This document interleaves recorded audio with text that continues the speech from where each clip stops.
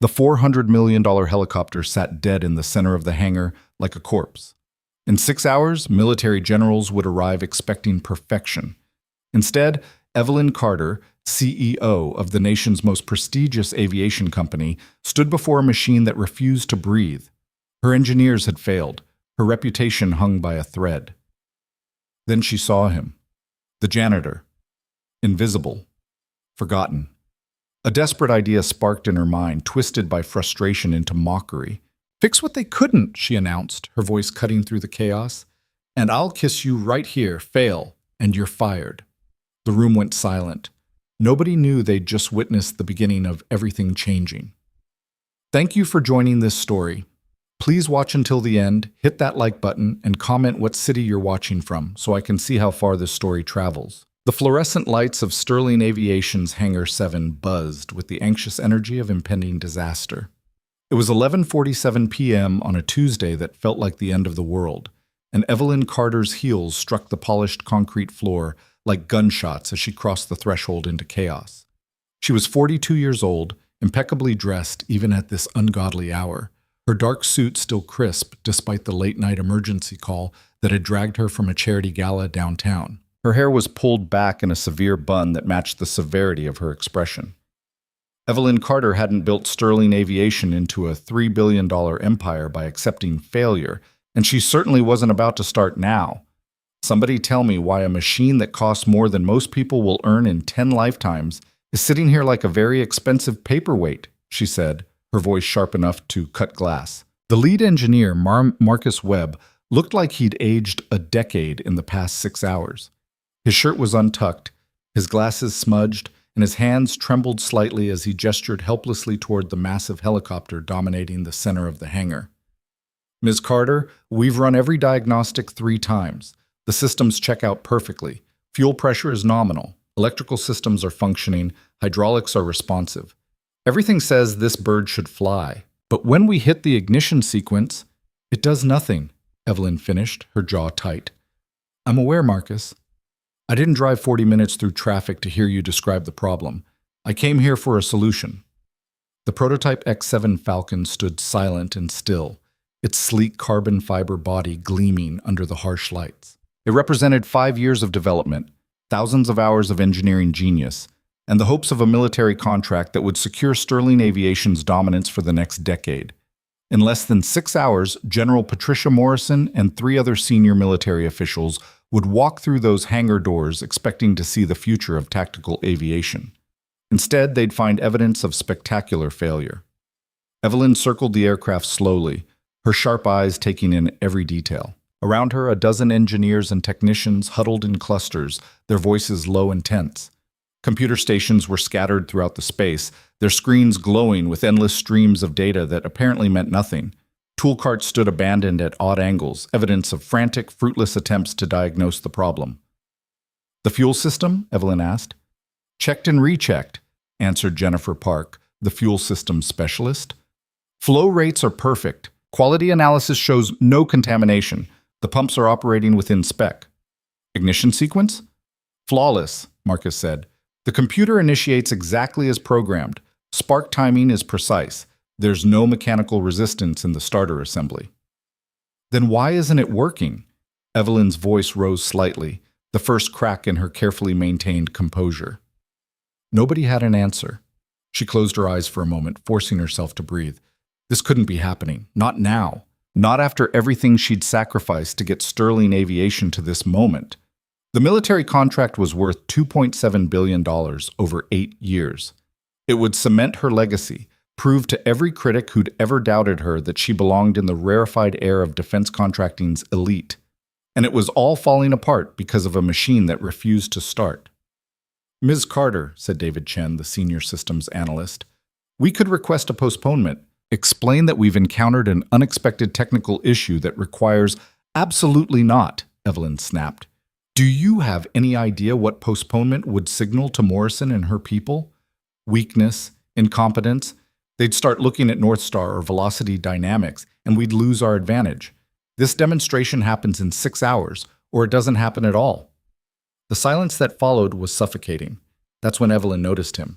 He was at the far edge of the hangar near the storage area where cleaning supplies were kept. A man in his mid-30s wearing the dark blue coveralls of Sterling Aviation's janitorial staff. He was emptying a trash bin with methodical precision, seemingly oblivious to the crisis unfolding 30 feet away. Something about his presence irritated Evelyn. The normalcy of it.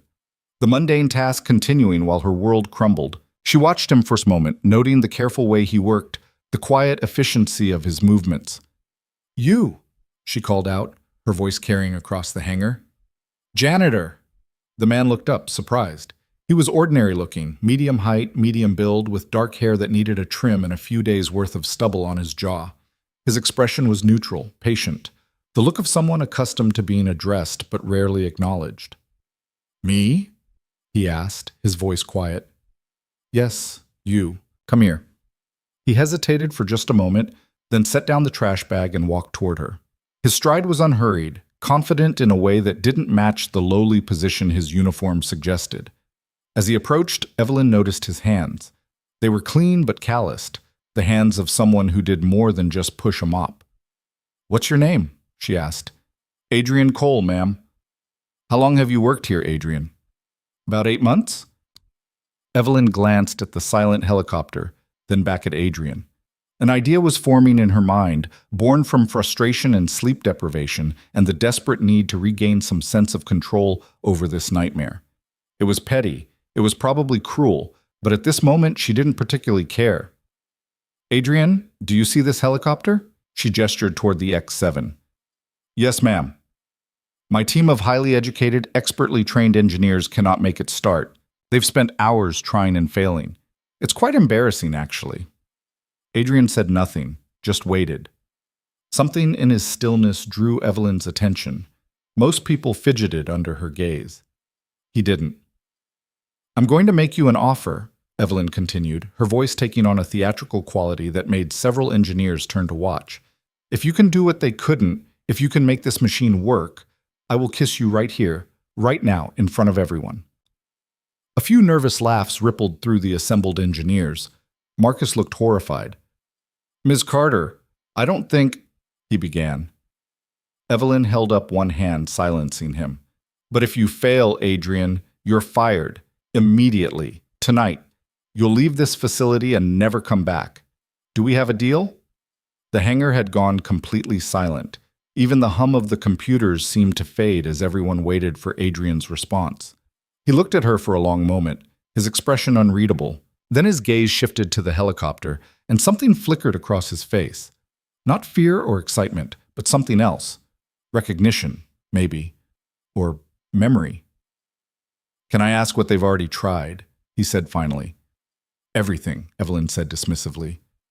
"Diagnostics, system checks, component analysis, everything." Adrien walked slowly toward the X-7, his movements careful and deliberate. He circled it once, his eyes tracking along the fuselage, the rotor assembly, the intake vents. Several engineers exchanged glances, their expressions a mixture of amusement and discomfort. "This is insane," Jennifer muttered to David. "She's going to fire some janitor because we screwed up?" "She's making a point," David whispered back, "showing us how desperate this situation is." But they were wrong. Evelyn wasn't trying to make a point. She was watching Adrien Cole with sudden, unexpected interest because something in the way he moved around the aircraft was familiar, professional, like he'd done this before. Adrien stopped near the port side engine intake. He crouched down, tilting his head to examine something the others couldn't see from where they stood. "Do you have a flashlight?" he asked. Marcus grabbed one from a nearby tool cart and handed it to him, his expression skeptical. Adrien flicked it on and aimed the beam into the intake vent. He stayed like that for nearly a minute, perfectly still, studying something invisible to everyone else. Then he stood up and turned to face Evelyn. "I'll need a few tools," he said. "A ratchet set, needle nose pliers, and a magnetic parts tray." "You're serious," Evelyn said. It wasn't a question. "Yes, ma'am." She gestured to Marcus, who looked like he wanted to object but thought better of it. Within moments, the requested tools were assembled on a cart and wheeled over to Adrien. "This is ridiculous," Jennifer said, louder this time. "He's a janitor. What could he possibly—" "Let him try," Evelyn interrupted. What do we have to lose? Adrien removed his coveralls, revealing a simple gray t-shirt and worn jeans underneath. He pulled on a pair of work gloves from the tool cart with practiced ease, and several people in the hangar noticed that his movements had changed. The quiet, almost invisible janitor had been replaced by someone else, someone competent and focused. He opened the access panel on the engine housing with quick, efficient movements. His hands moved with the confidence of long experience as he disconnected the fuel intake valve assembly and carefully removed it from the engine. "What are you doing?" Marcus asked, unable to contain his curiosity.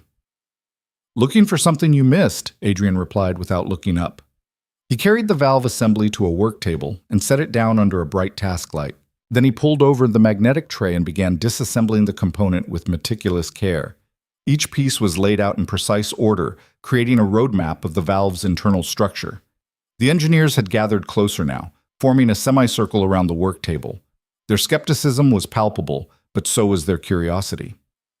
Evelyn stood at the back of the group, her arms crossed, watching. Adrien worked in silence for several minutes. His movements were economical, purposeful. When he reached the intake filter screen, he paused. He held it up to the light, tilting it back and forth, then set it down and examined it with a magnifying glass someone had left on the table. "There," he said quietly. "There what?" Marcus pushed forward to look. Adrien pointed to a spot on the filter screen that appeared to the untrained eye completely normal. "Metal contamination, tiny fragments, probably from the manufacturing process. They're magnetic, so they clustered right here at the intake point. Too small for the diagnostic sensors to detect, but enough to block fuel flow when the system pressurizes for ignition." "That's impossible," Jennifer said. "We ran contamination analysis twice." "Did you run it with the system pressurized?" Adrien asked. She opened her mouth to respond, then closed it. The answer was no. They'd run the analysis at ambient pressure, which wouldn't have shown the blockage pattern that only appeared under operational conditions. Adrien used the magnetic parts tray to carefully collect the microscopic metal fragments from the filter screen.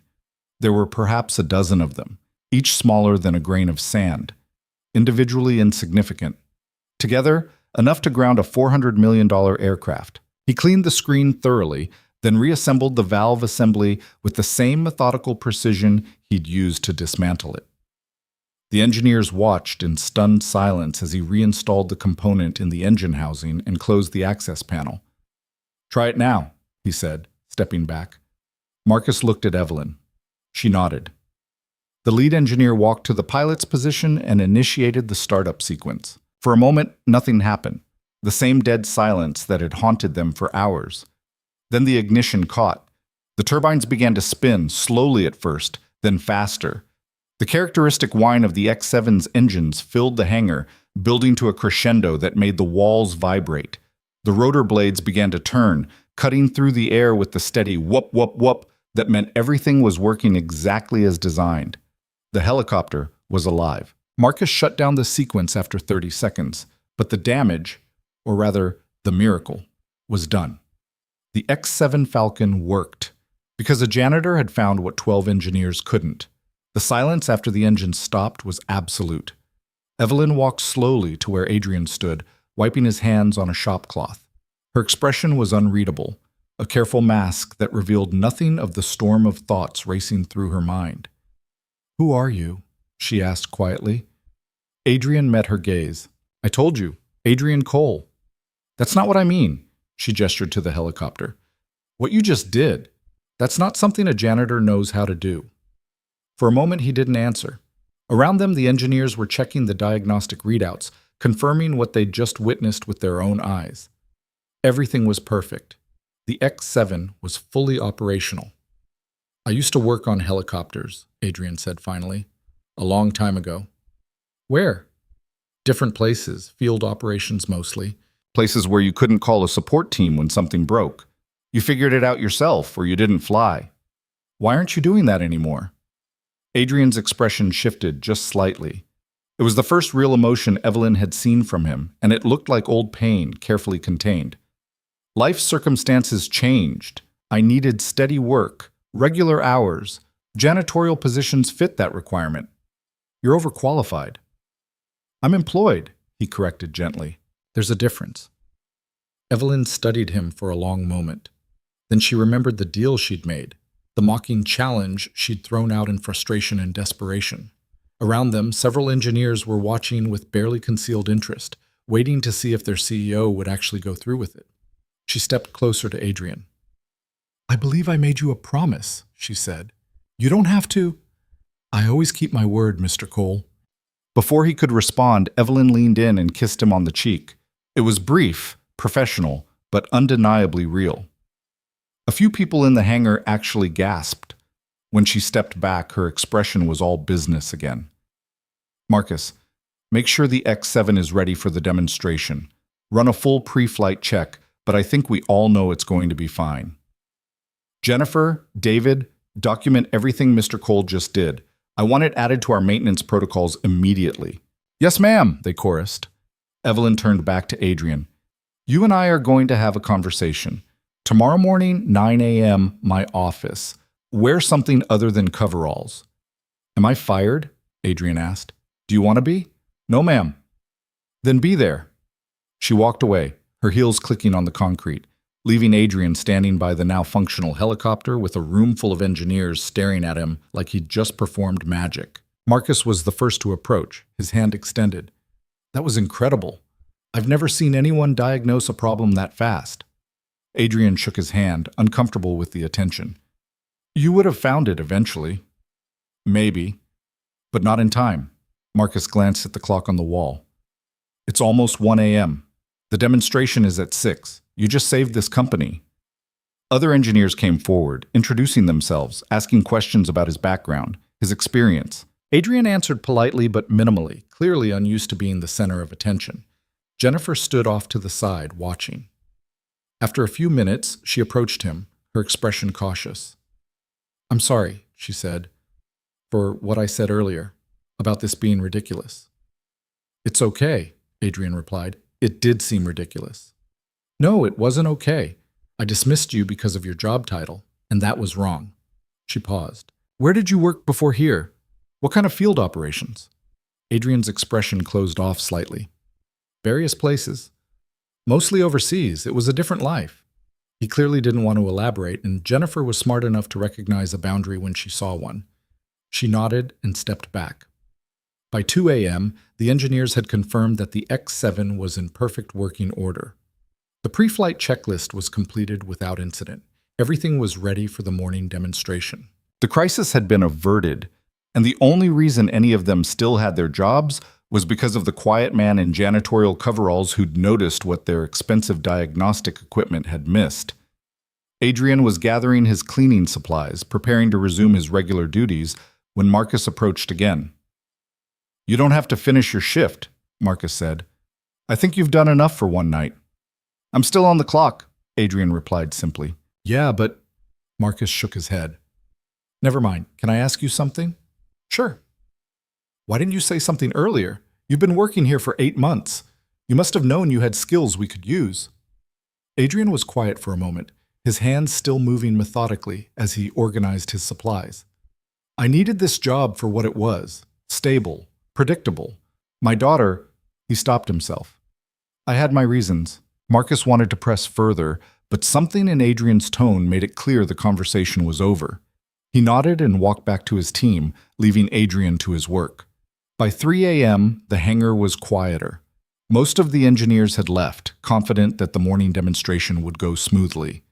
A skeleton crew remained to monitor the X-7 and handle any last-minute issues, but the panic that had filled the space earlier had dissipated completely. Adrien finished his duties and clocked out at his normal time. He walked through the empty corridors of Sterling Aviation's headquarters to the employee parking lot, where his 12-year-old sedan waited under a flickering light. The car was clean but old, the kind of vehicle that announced its owner's economic status without saying a word. He sat in the driver's seat for a moment before starting the engine, his hands resting on the steering wheel. The kiss had been surprising, not romantic, but acknowledgement. Recognition. For 8 months he'd been invisible here, and in one night that had changed completely. Tomorrow morning he'd meet with Evelyn Carter in her office. He had no idea what she wanted, but he knew it would change things. The quiet, invisible life he'd built for himself and his daughter was about to become complicated. The drive home took 40 minutes through empty streets. Adrien lived in Riverside, a working-class neighborhood 30 miles from Sterling Aviation's sleek headquarters.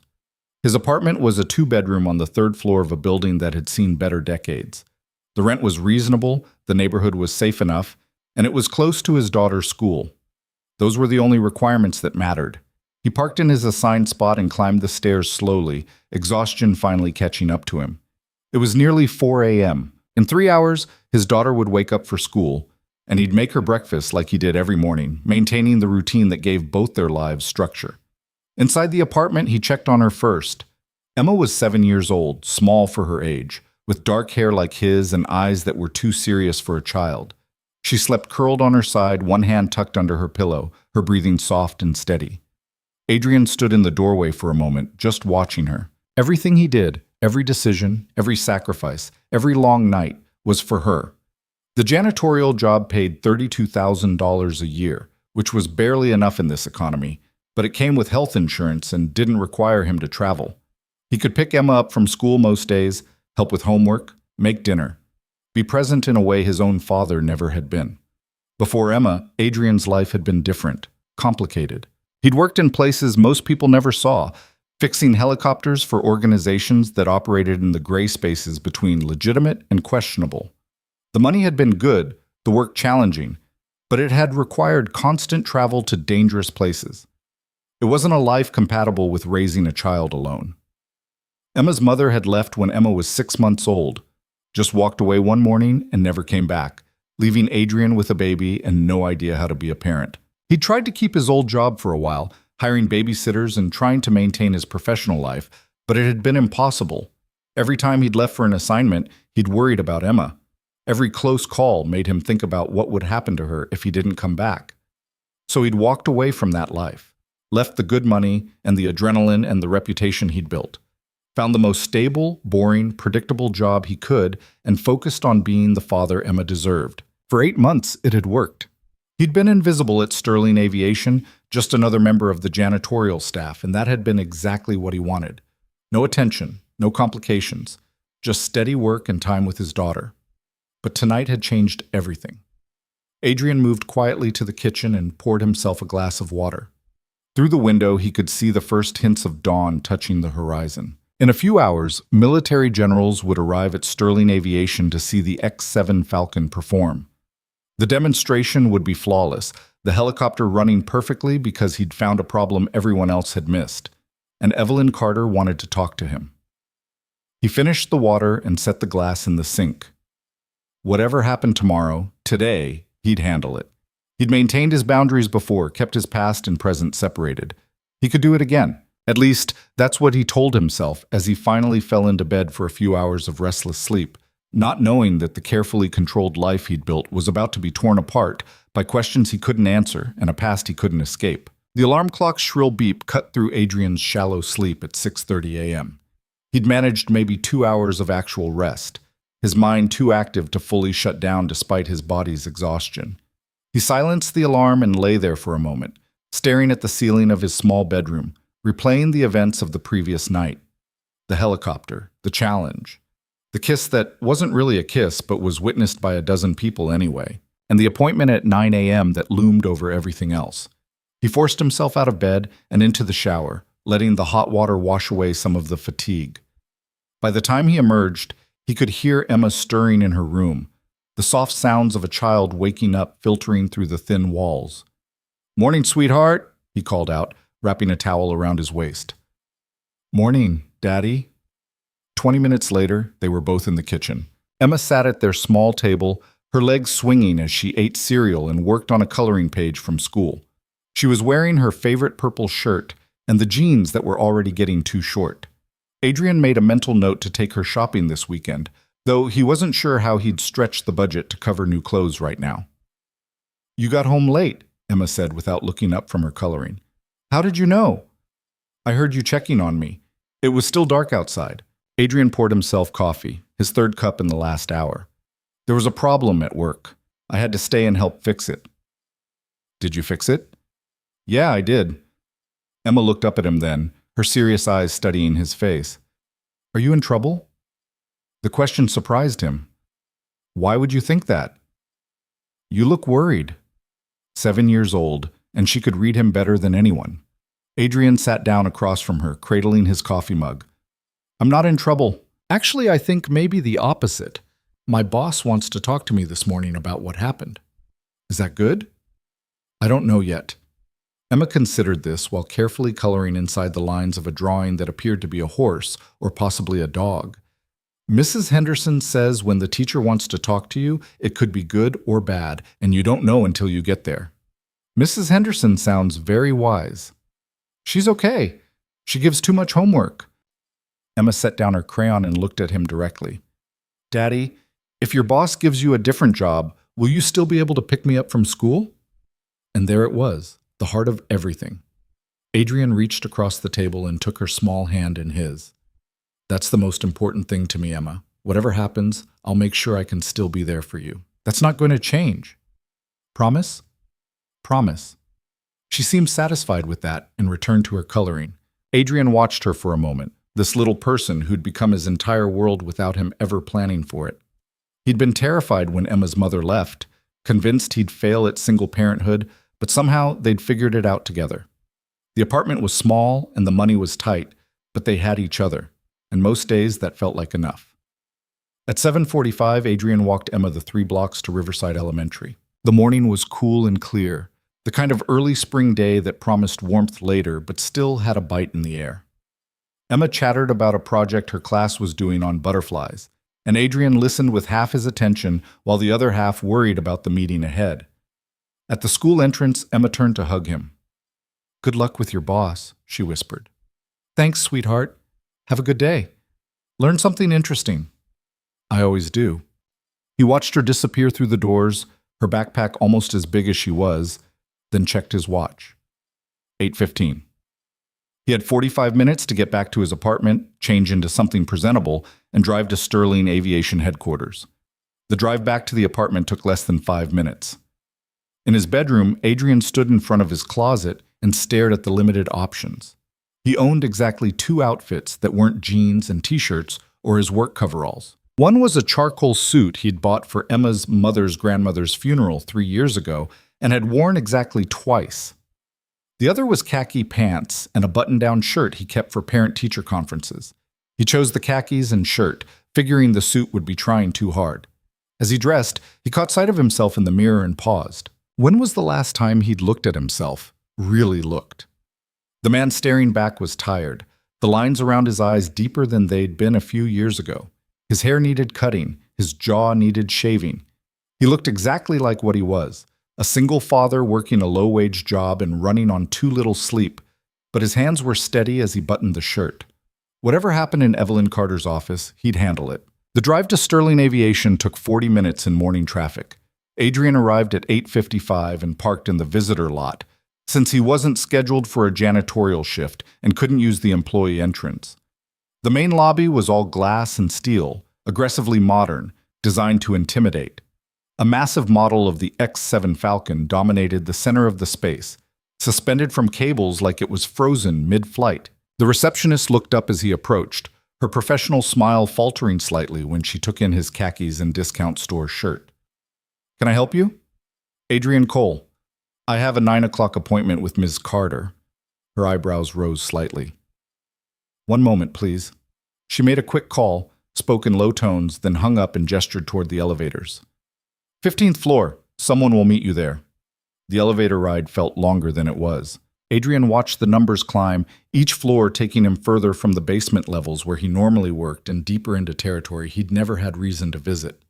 When the doors opened on 15, he found himself facing a reception area that probably cost more than his annual salary to furnish. A young woman in an immaculate navy dress stood waiting. Mr. Cole? I'm Rebecca, Mrs. Carter's executive assistant. Please follow me. She led him down a corridor lined with photographs of Sterling Aviation's various aircraft, past offices with glass walls where people in expensive suits talked on phones or typed on computers. Everything gleamed. Everything spoke of success and money and a world Adrien had deliberately left behind. Rebecca stopped at a corner office with double doors. Ms. Carter is finishing a call. She'll just be a moment. Can I get you coffee? Water? Water would be good. Thank you. She disappeared, leaving Adrien standing awkwardly in the hallway. Through the glass walls of the office, he could see Evelyn Carter at her desk, phone pressed to her ear. She was dressed in a different suit than last night, deep navy this time, and her expression was animated as she talked, one hand gesturing to emphasize whatever point she was making. Rebecca returned with a bottle of water just as Evelyn hung up the phone. The executive assistant knocked lightly on the doorframe and poked her head in. "Mr. Cole is here." "Send him in." Adrien stepped into an office that occupied the entire corner of the building, offering panoramic views of the city through floor-to-ceiling windows. Evelyn's desk was minimalist but expensive, everything on it organized with military precision. The walls displayed various awards and photographs. Evelyn shaking hands with politicians and military officials, standing beside aircraft, accepting plaques. "Mr. Cole," Evelyn said, standing and extending her hand. "Thank you for coming. Please, sit." Adrien shook her hand and took one of the leather chairs facing her desk. Up close, in the morning light, he could see that she was tired too. The makeup couldn't quite hide the shadows under her eyes. "I'll get straight to the point," Evelyn said, settling back into her chair. The demonstration this morning was flawless. General Morrison and her team were thoroughly impressed. We're moving forward with final contract negotiations, and barring any unforeseen complications, Sterling Aviation will be the primary supplier for the military's next-generation tactical aviation program. "That's good news," Adrien said carefully. "It's excellent news. News that wouldn't exist if you hadn't diagnosed that fuel system problem last night." She paused. "I've been doing some research on you, Adrien. We're trying to. Your employment file here is remarkably sparse. High school diploma, no college. Previous employment listed as various field positions in aviation maintenance. No references, no detailed work history." Adrien said nothing, just waited. "That kind of vagueness usually indicates one of two things," Evelyn continued. "Either someone is hiding something, or someone worked in places that don't give references. Given what you did last night, I'm betting on the latter." "I worked overseas," Adrien said. "Conflict zones, mostly. Private sector, the kind of operations where you don't put the names of companies on your resume because they change or disappear." "Doing what specifically?" "Helicopter maintenance and repair, sometimes other aircraft. Whatever needed fixing." "For how long?" "About 8 years." Evelyn leaned forward slightly. 8 years of that kind of experience, and you're working as a janitor. That doesn't add up, Adrien. Life circumstances changed. I needed different work." "What kind of circumstances?" Adrien's jaw tightened slightly. "Personal ones." They stared at each other for a long moment. Evelyn was used to getting answers when she asked questions, and Adrien was used to keeping his past exactly where it belonged. In the past. It was an impasse, and they both knew it. Finally, Evelyn sat back. "Fair enough. You don't want to share the details of your personal life. That's your business. But I need to know if you're capable of doing more than janitorial work here. That depends on what you're asking. Last night, you diagnosed and fixed a problem that 12 highly educated engineers couldn't solve. That kind of intuitive mechanical understanding is rare, Adrien. It's valuable. I'd be an idiot not to try to utilize it." "I have a daughter," Adrien said abruptly. "She's 7. I'm a single parent. The reason I took a janitorial position is because it's stable and predictable. I work my shift, I go home, I can be there for her. I can pick her up from school and help with homework and make dinner. That was worth more to me than using my mechanical skills." Something shifted in Evelyn's expression. Not softness exactly, but understanding. "You were choosing her over your career." "I was choosing her over everything else, because that's what parents do." "Not all of them," Evelyn said quietly. Then more briskly, "I'm not asking you to abandon your daughter, Adrien. But what if I could offer you a position that utilized your skills and still gave you the stability you need? Better pay, better hours, and recognition for what you can actually do." "What kind of position?" "The military contract includes an ongoing maintenance and support component. We're going to need a team dedicated to troubleshooting and rapid response for the X-7 fleet. Based on what I saw last night, you'd be perfect for leading that team." Adrien blinked. "Leading it? You have field experience that none of my current engineers possess. You think differently than they do, see problems from angles they miss. That's exactly what I need for this kind of work." She named a salary that was more than double what Adrien currently made. The number hung in the air between them. That much money would change everything for him and Emma.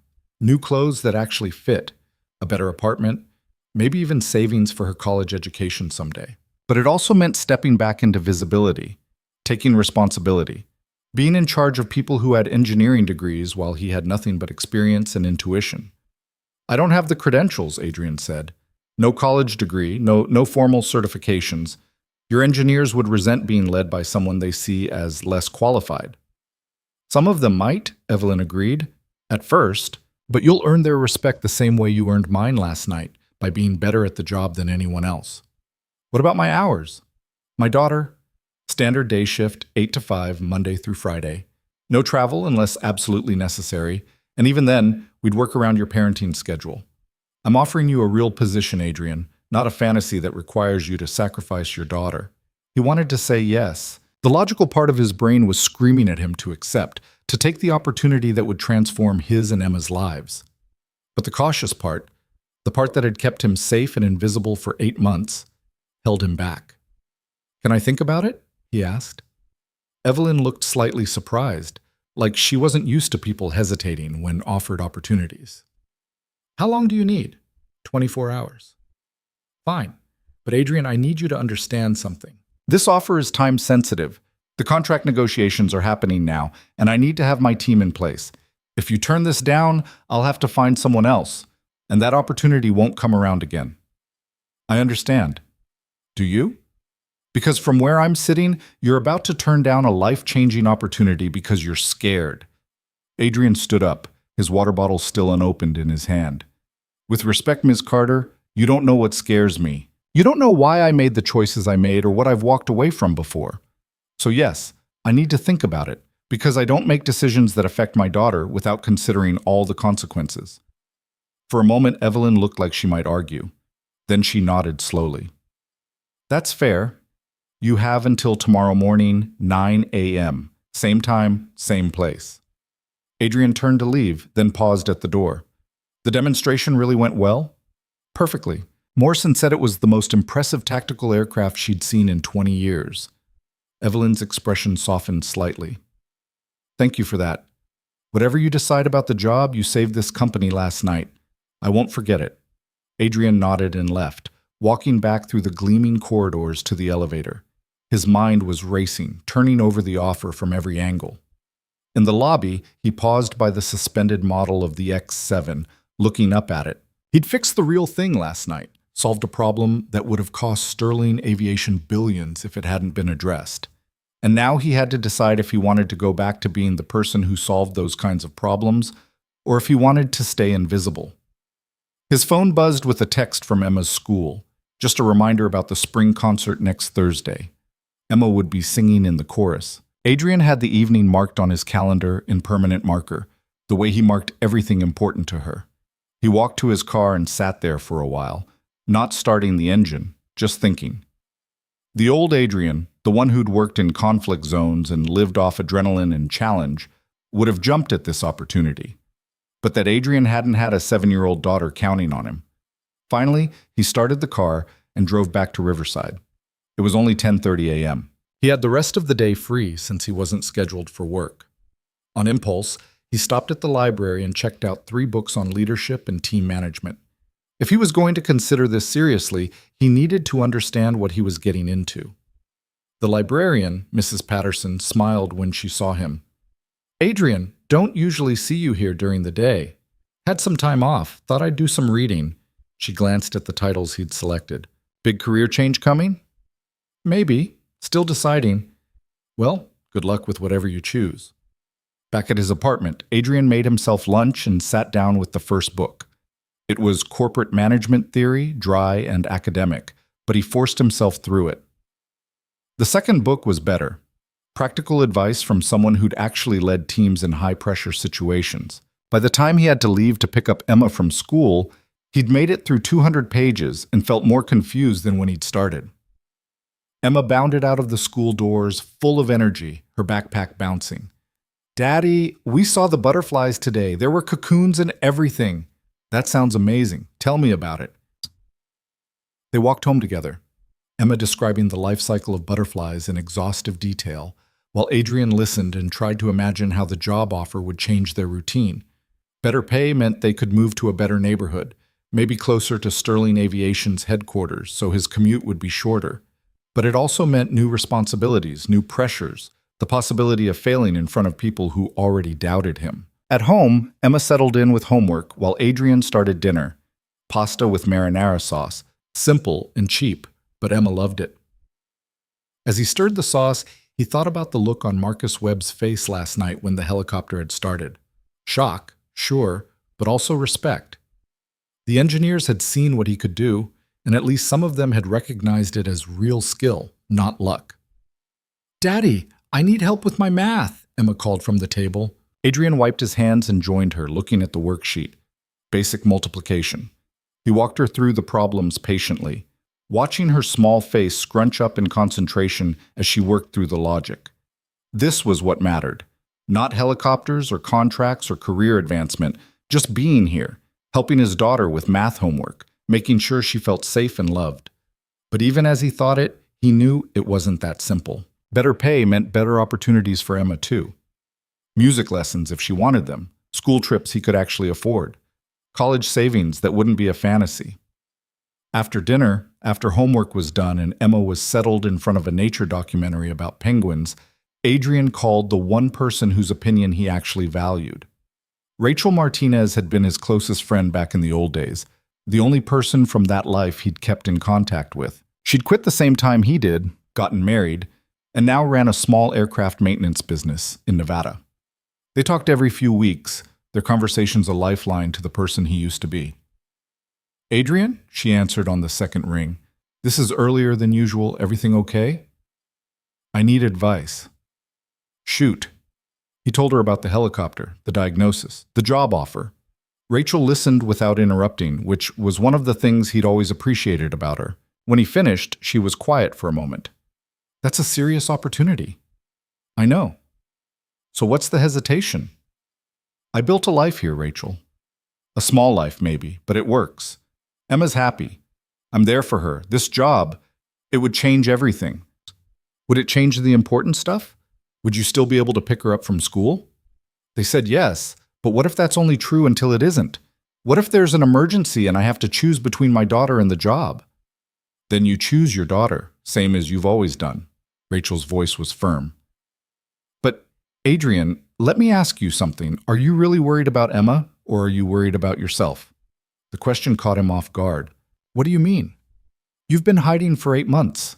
Not just from the work we used to do, but from your own skills. You took a job where nobody expected anything from you, where you could be invisible. And now someone's asking you to step back into the light, and that terrifies you." "That's not—" He stopped. Was she right? "You're one of the best helicopter mechanics I've ever worked with," Rachel continued. "You could diagnose problems by listening to the engine note. You could fix things in the field with basically no tools. And you walked away from all of that because Emma's mother left and you were scared of failing as a parent. But Adrien, you haven't failed.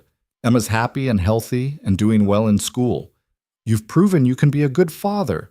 Maybe it's time to prove you can be both, a good father and someone who uses his talents."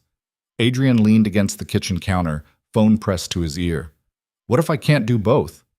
"Then you scale back. You tell them the truth, that your daughter comes first always, and if they can't accept that, you walk away.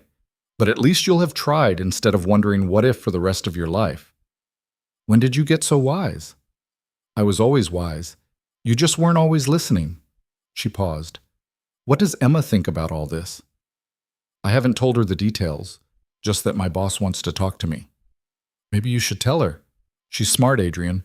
She might surprise you." They talked for a few more minutes about other things. Rachel's business, her husband's terrible jokes, the weather in Nevada. When Adrien hung up, he felt marginally less confused, but no closer to a decision. That evening, after Emma's bath, as he was tucking her into bed, he found himself saying, "Can I ask you something?" "Okay. If we could move to a nicer apartment in a better neighborhood, would you want to?" Emma thought about it seriously. "Would it be far from my school?"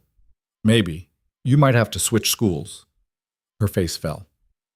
"I don't want to leave Mrs. Henderson or Sophia. She's my best friend." What if the new school was better, nicer classrooms, more programs? But Sophia wouldn't be there. Adrien smoothed her hair back from her forehead. You're right, that's important. I'm sorry, sweetheart. I'm just thinking out loud. Is this about your job? The thing your boss wants to talk to you about? Yeah. Do you want the new job? Adrien considered lying, giving her a simple answer, but Emma deserved the truth. Part of me does. It would use skills I haven't used in a long time. It would pay better, which would mean we could have more things.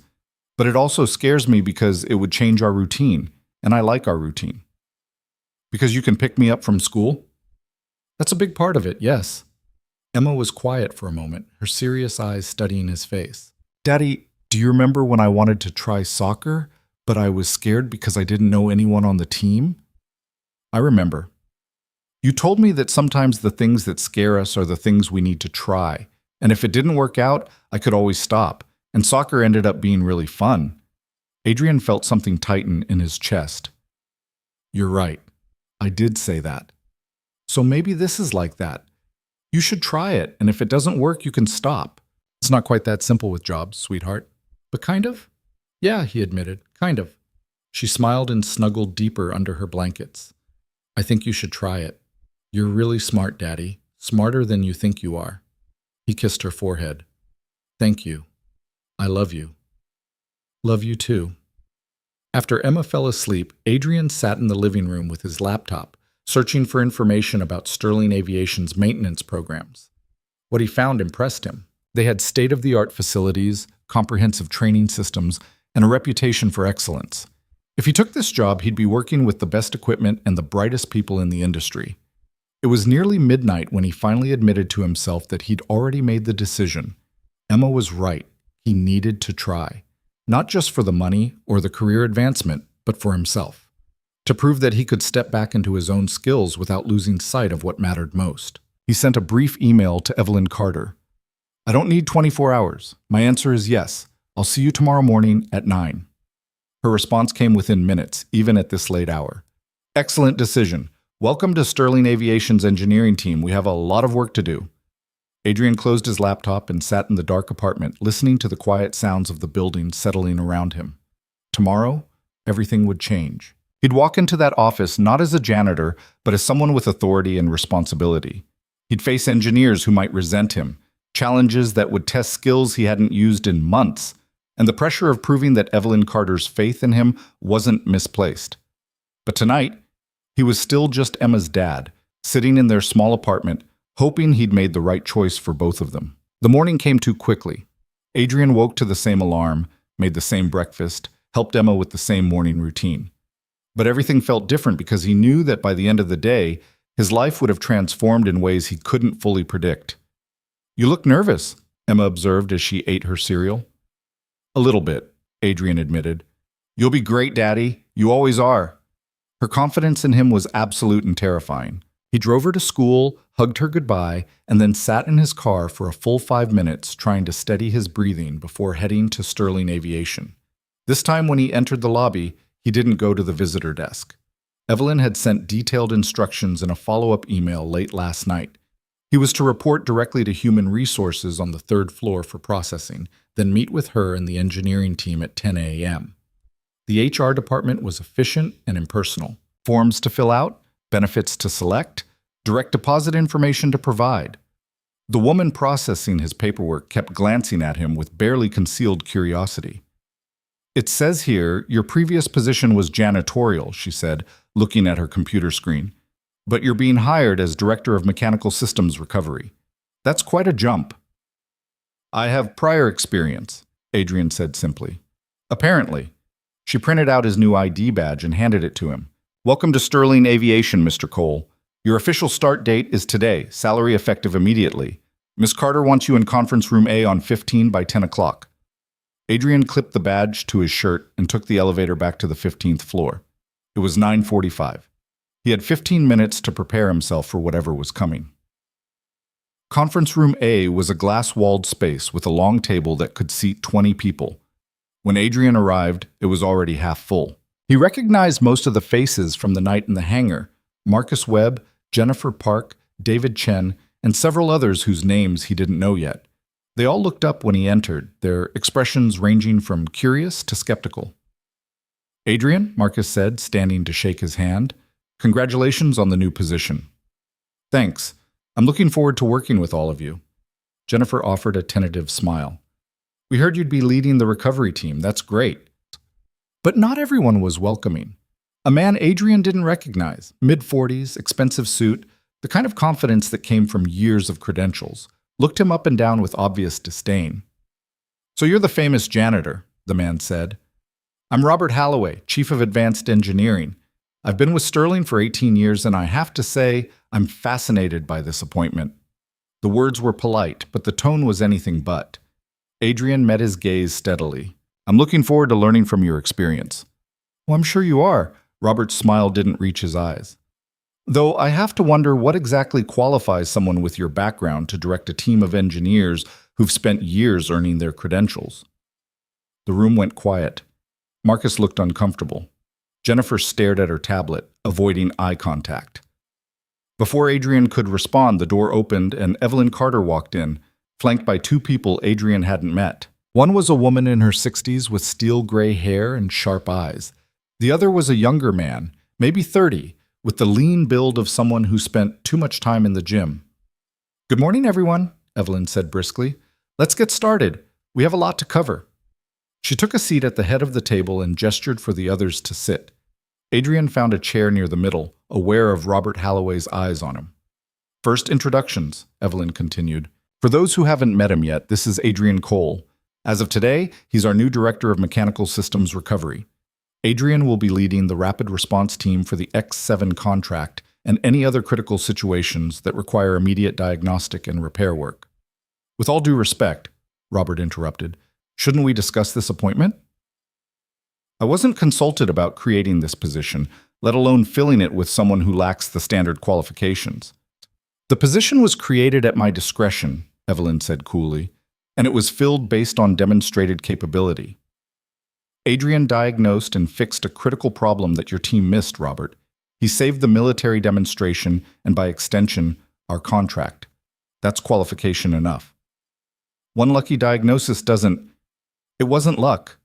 Evelyn's voice had an edge now.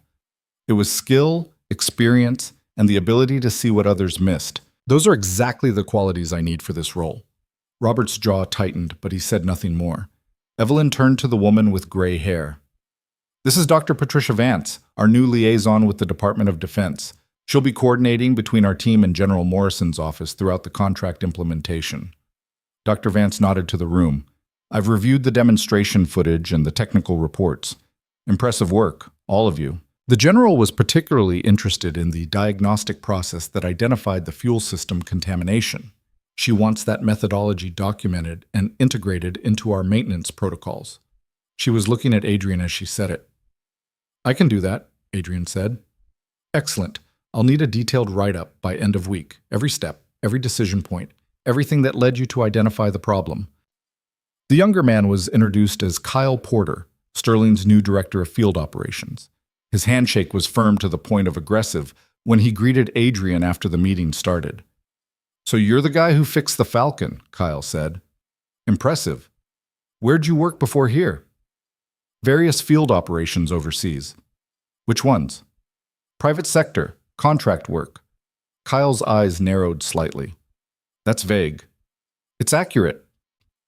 For the next hour, Evelyn walked the team through the contract details. Sterling Aviation would be producing 47 X7 Falcons over the next 18 months, with ongoing maintenance and support for a projected fleet lifespan of 15 years.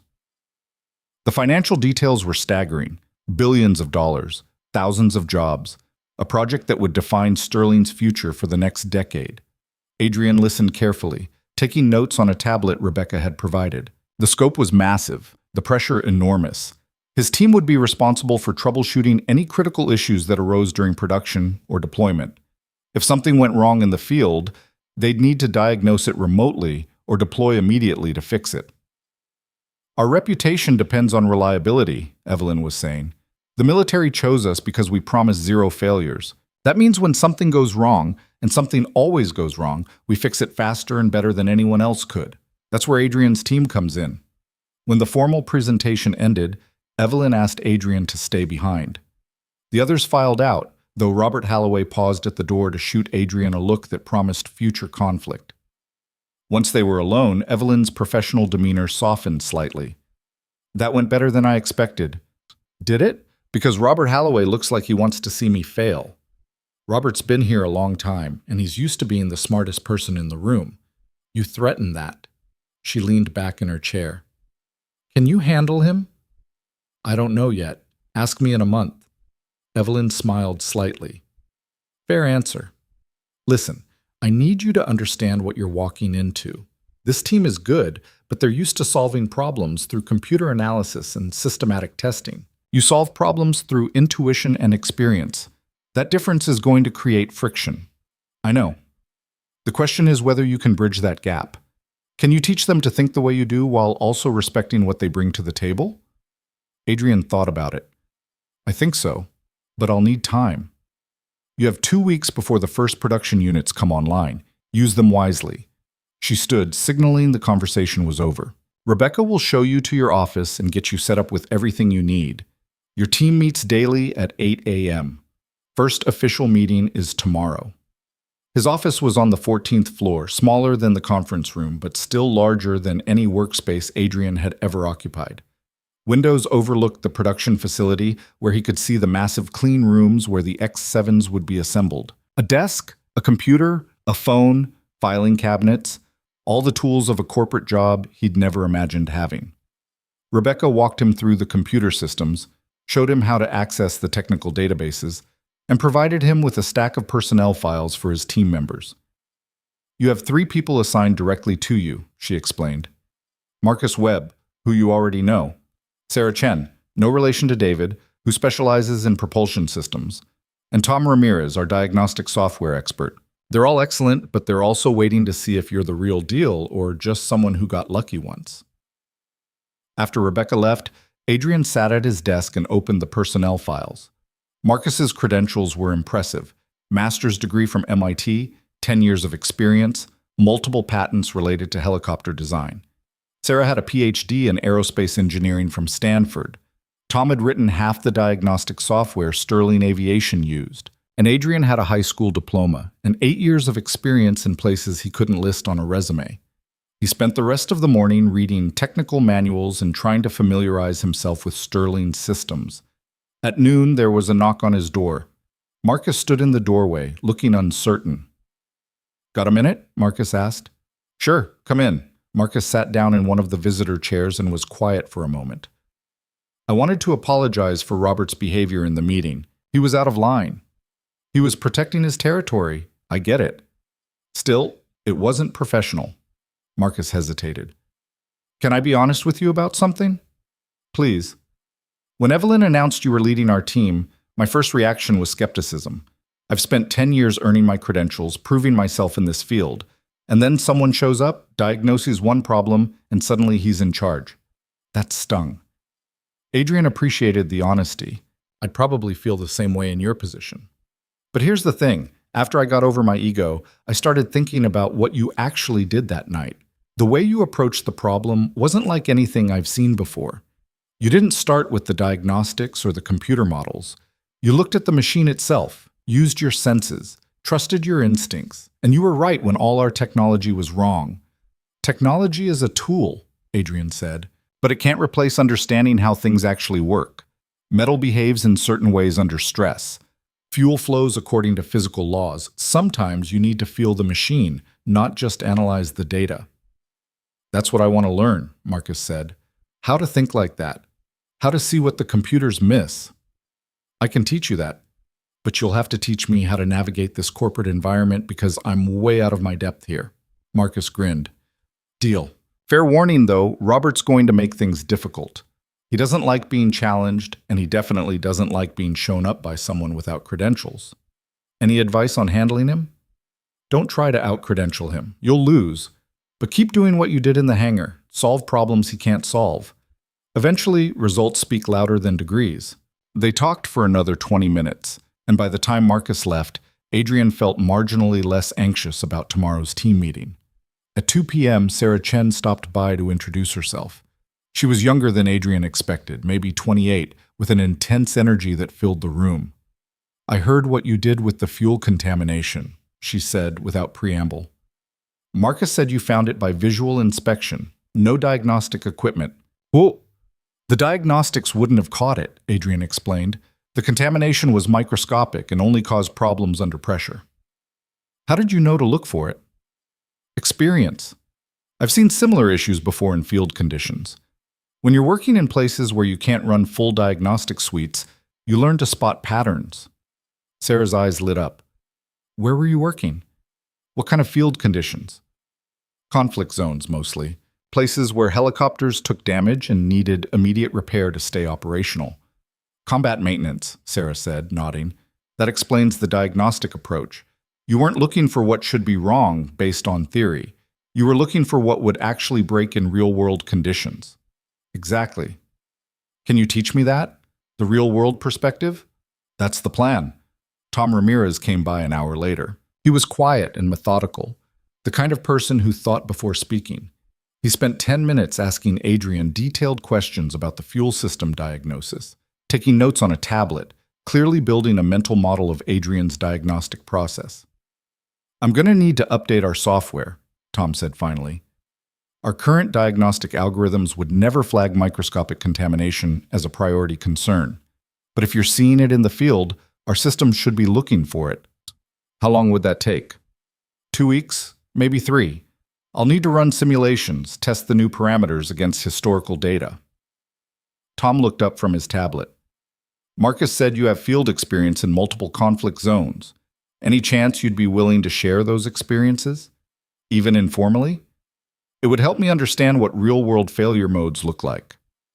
Adrien hesitated. His past wasn't something he discussed casually. But these people weren't asking out of curiosity. They wanted to learn from his experience to do their jobs better. "I can share some things," he said carefully. "Not everything, but enough to help with the diagnostic algorithms." Tom seemed to understand there were boundaries. "That works. Thank you." By the time 5 o'clock rolled around, Adrien was exhausted. He'd spent the day meeting people, learning systems, trying to absorb information faster than his brain could process it. But he'd also started to see how he might fit into this team, not by replacing what they knew, but by adding something they didn't have. He drove to Emma's school and arrived 10 minutes early, parking in his usual spot. When she came running out, her face lit up with a smile that made every moment of stress worthwhile. "How was your first day?" she asked as soon as she climbed in the car. "Overwhelming," Adrien admitted. "But good, I think." "Did people like you?" "Some did. Some are waiting to see if I'm any good at the job." "You are good at it, Daddy. You just have to show them." They stopped at the grocery store on the way home. With his new salary, Adrien could actually afford to buy things without calculating every penny. He let Emma pick out her favorite cereal, the expensive kind he usually said no to, and grabbed ingredients for a real dinner instead of pasta again. That evening, as Emma did homework and Adrien made chicken stir-fry, his phone rang. It was a number he didn't recognize. "Adrien Cole," he answered. "Mr. Cole, this is General Patricia Morrison. I hope I'm not calling at a bad time." Adrien nearly dropped the spatula. "No, ma'am. Not at all." "Excellent. I wanted to speak with you personally about the X7 demonstration. Dr. Vance shared your diagnostic report with me, and I have to say, I'm impressed. The kind of intuitive mechanical understanding you demonstrated is exactly what we need in the field." "Thank you, ma'am." "So, I'm calling because I want to make sure you understand how important your role is going to be.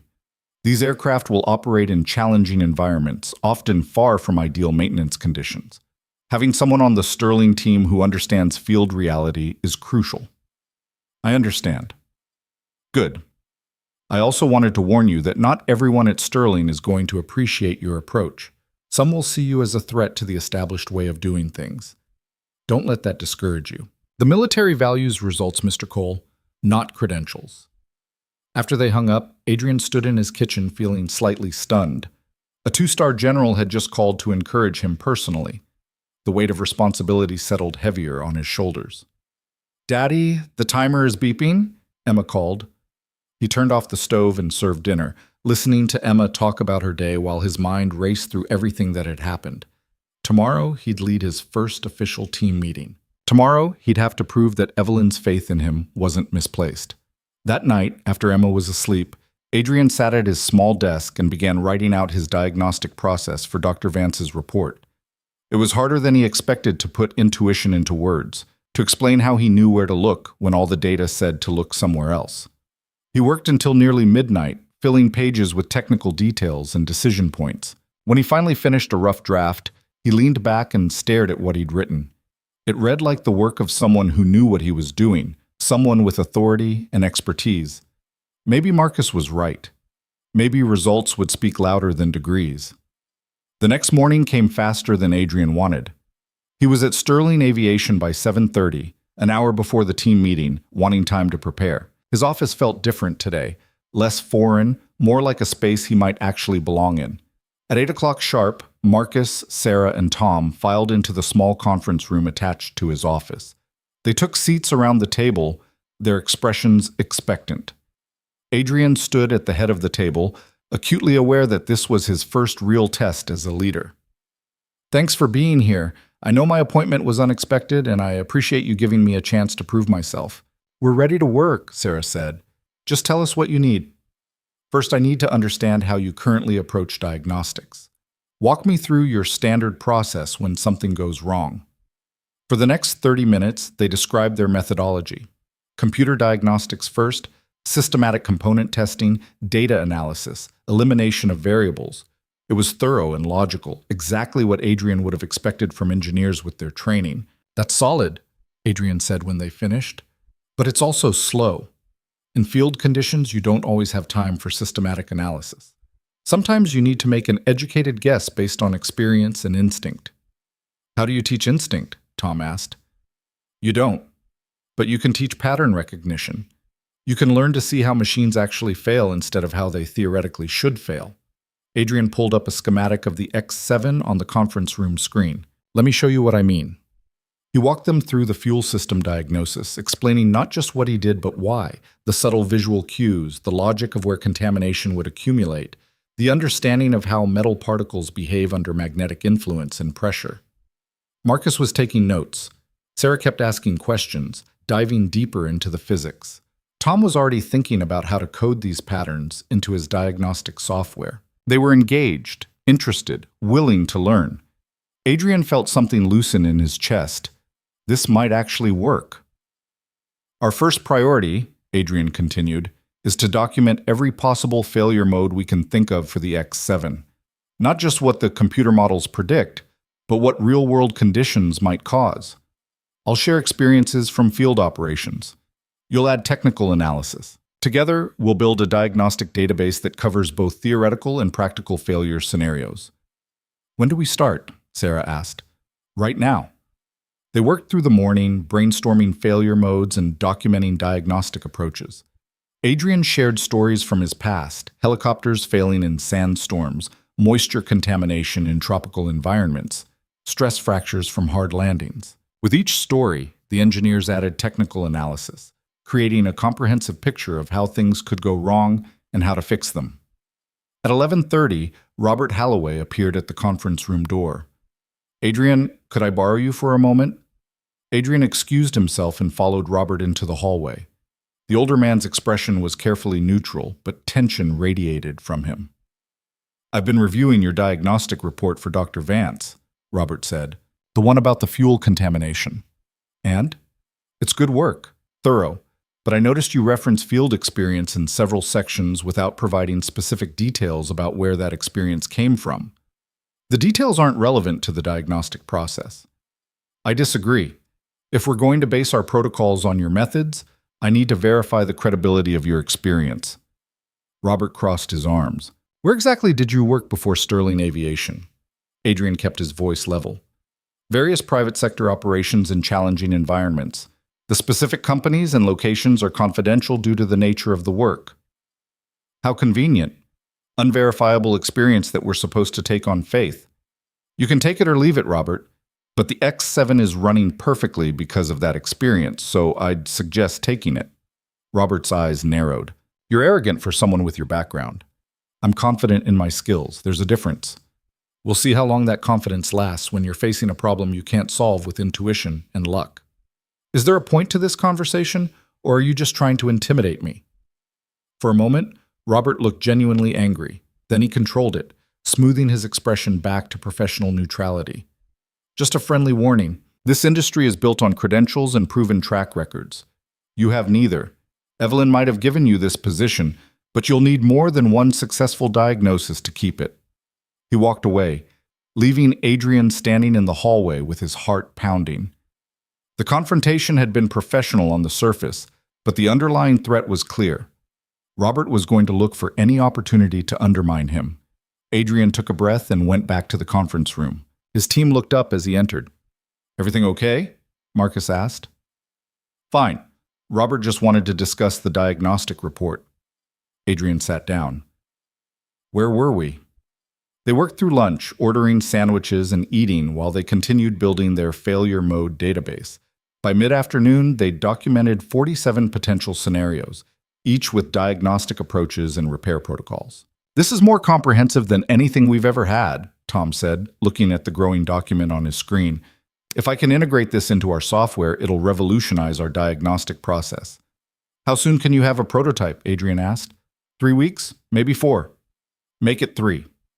The first production units come online in 2 weeks, and I want this system ready." Tom nodded. "I'll make it work." At 5 o'clock, Adrien sent his team home and sat alone in his office, reviewing what they'd accomplished. The database was good, better than he'd hoped for a first day. His team was talented and engaged, but Robert's warning echoed in his mind, a reminder that he was walking a tightrope between proving himself and falling spectacularly.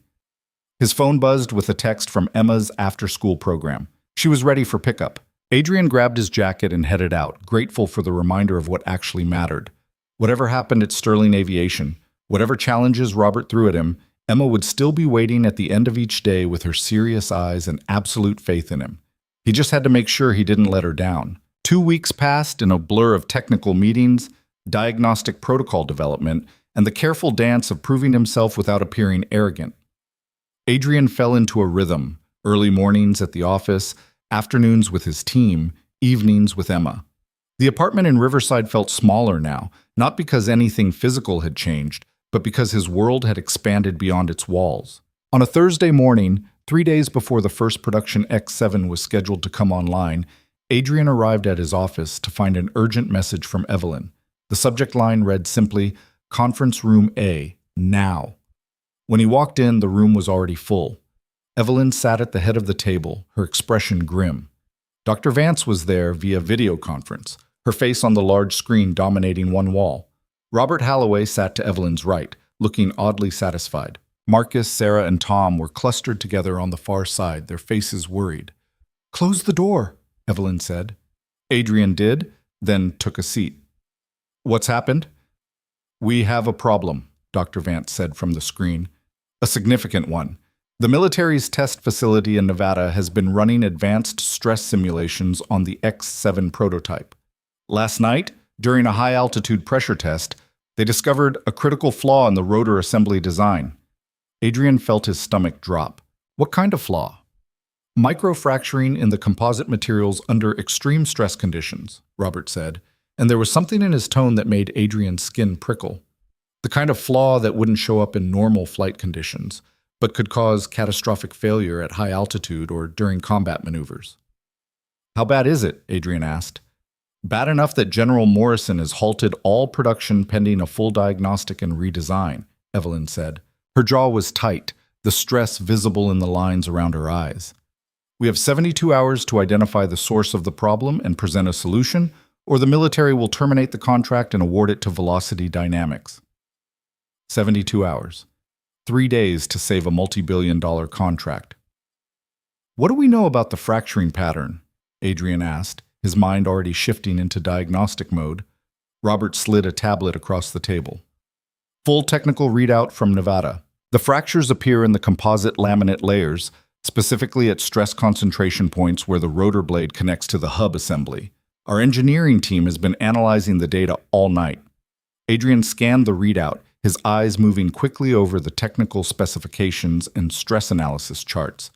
The fracture pattern was unusual, Not the kind of clean failure you'd expect from a design flaw, but something more subtle. "What's the rotor blade composition?" he asked. "Carbon fiber composite with titanium reinforcement," Sarah answered.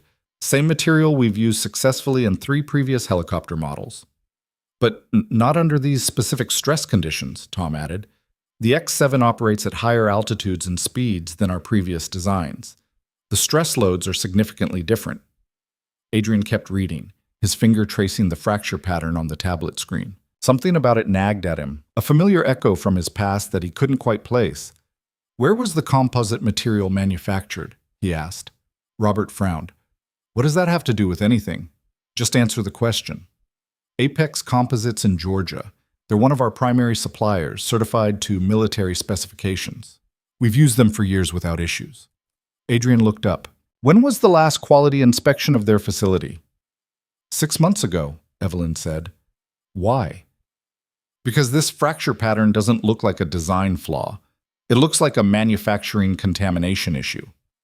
Adrien enlarged the image on the tablet, pointing to specific areas.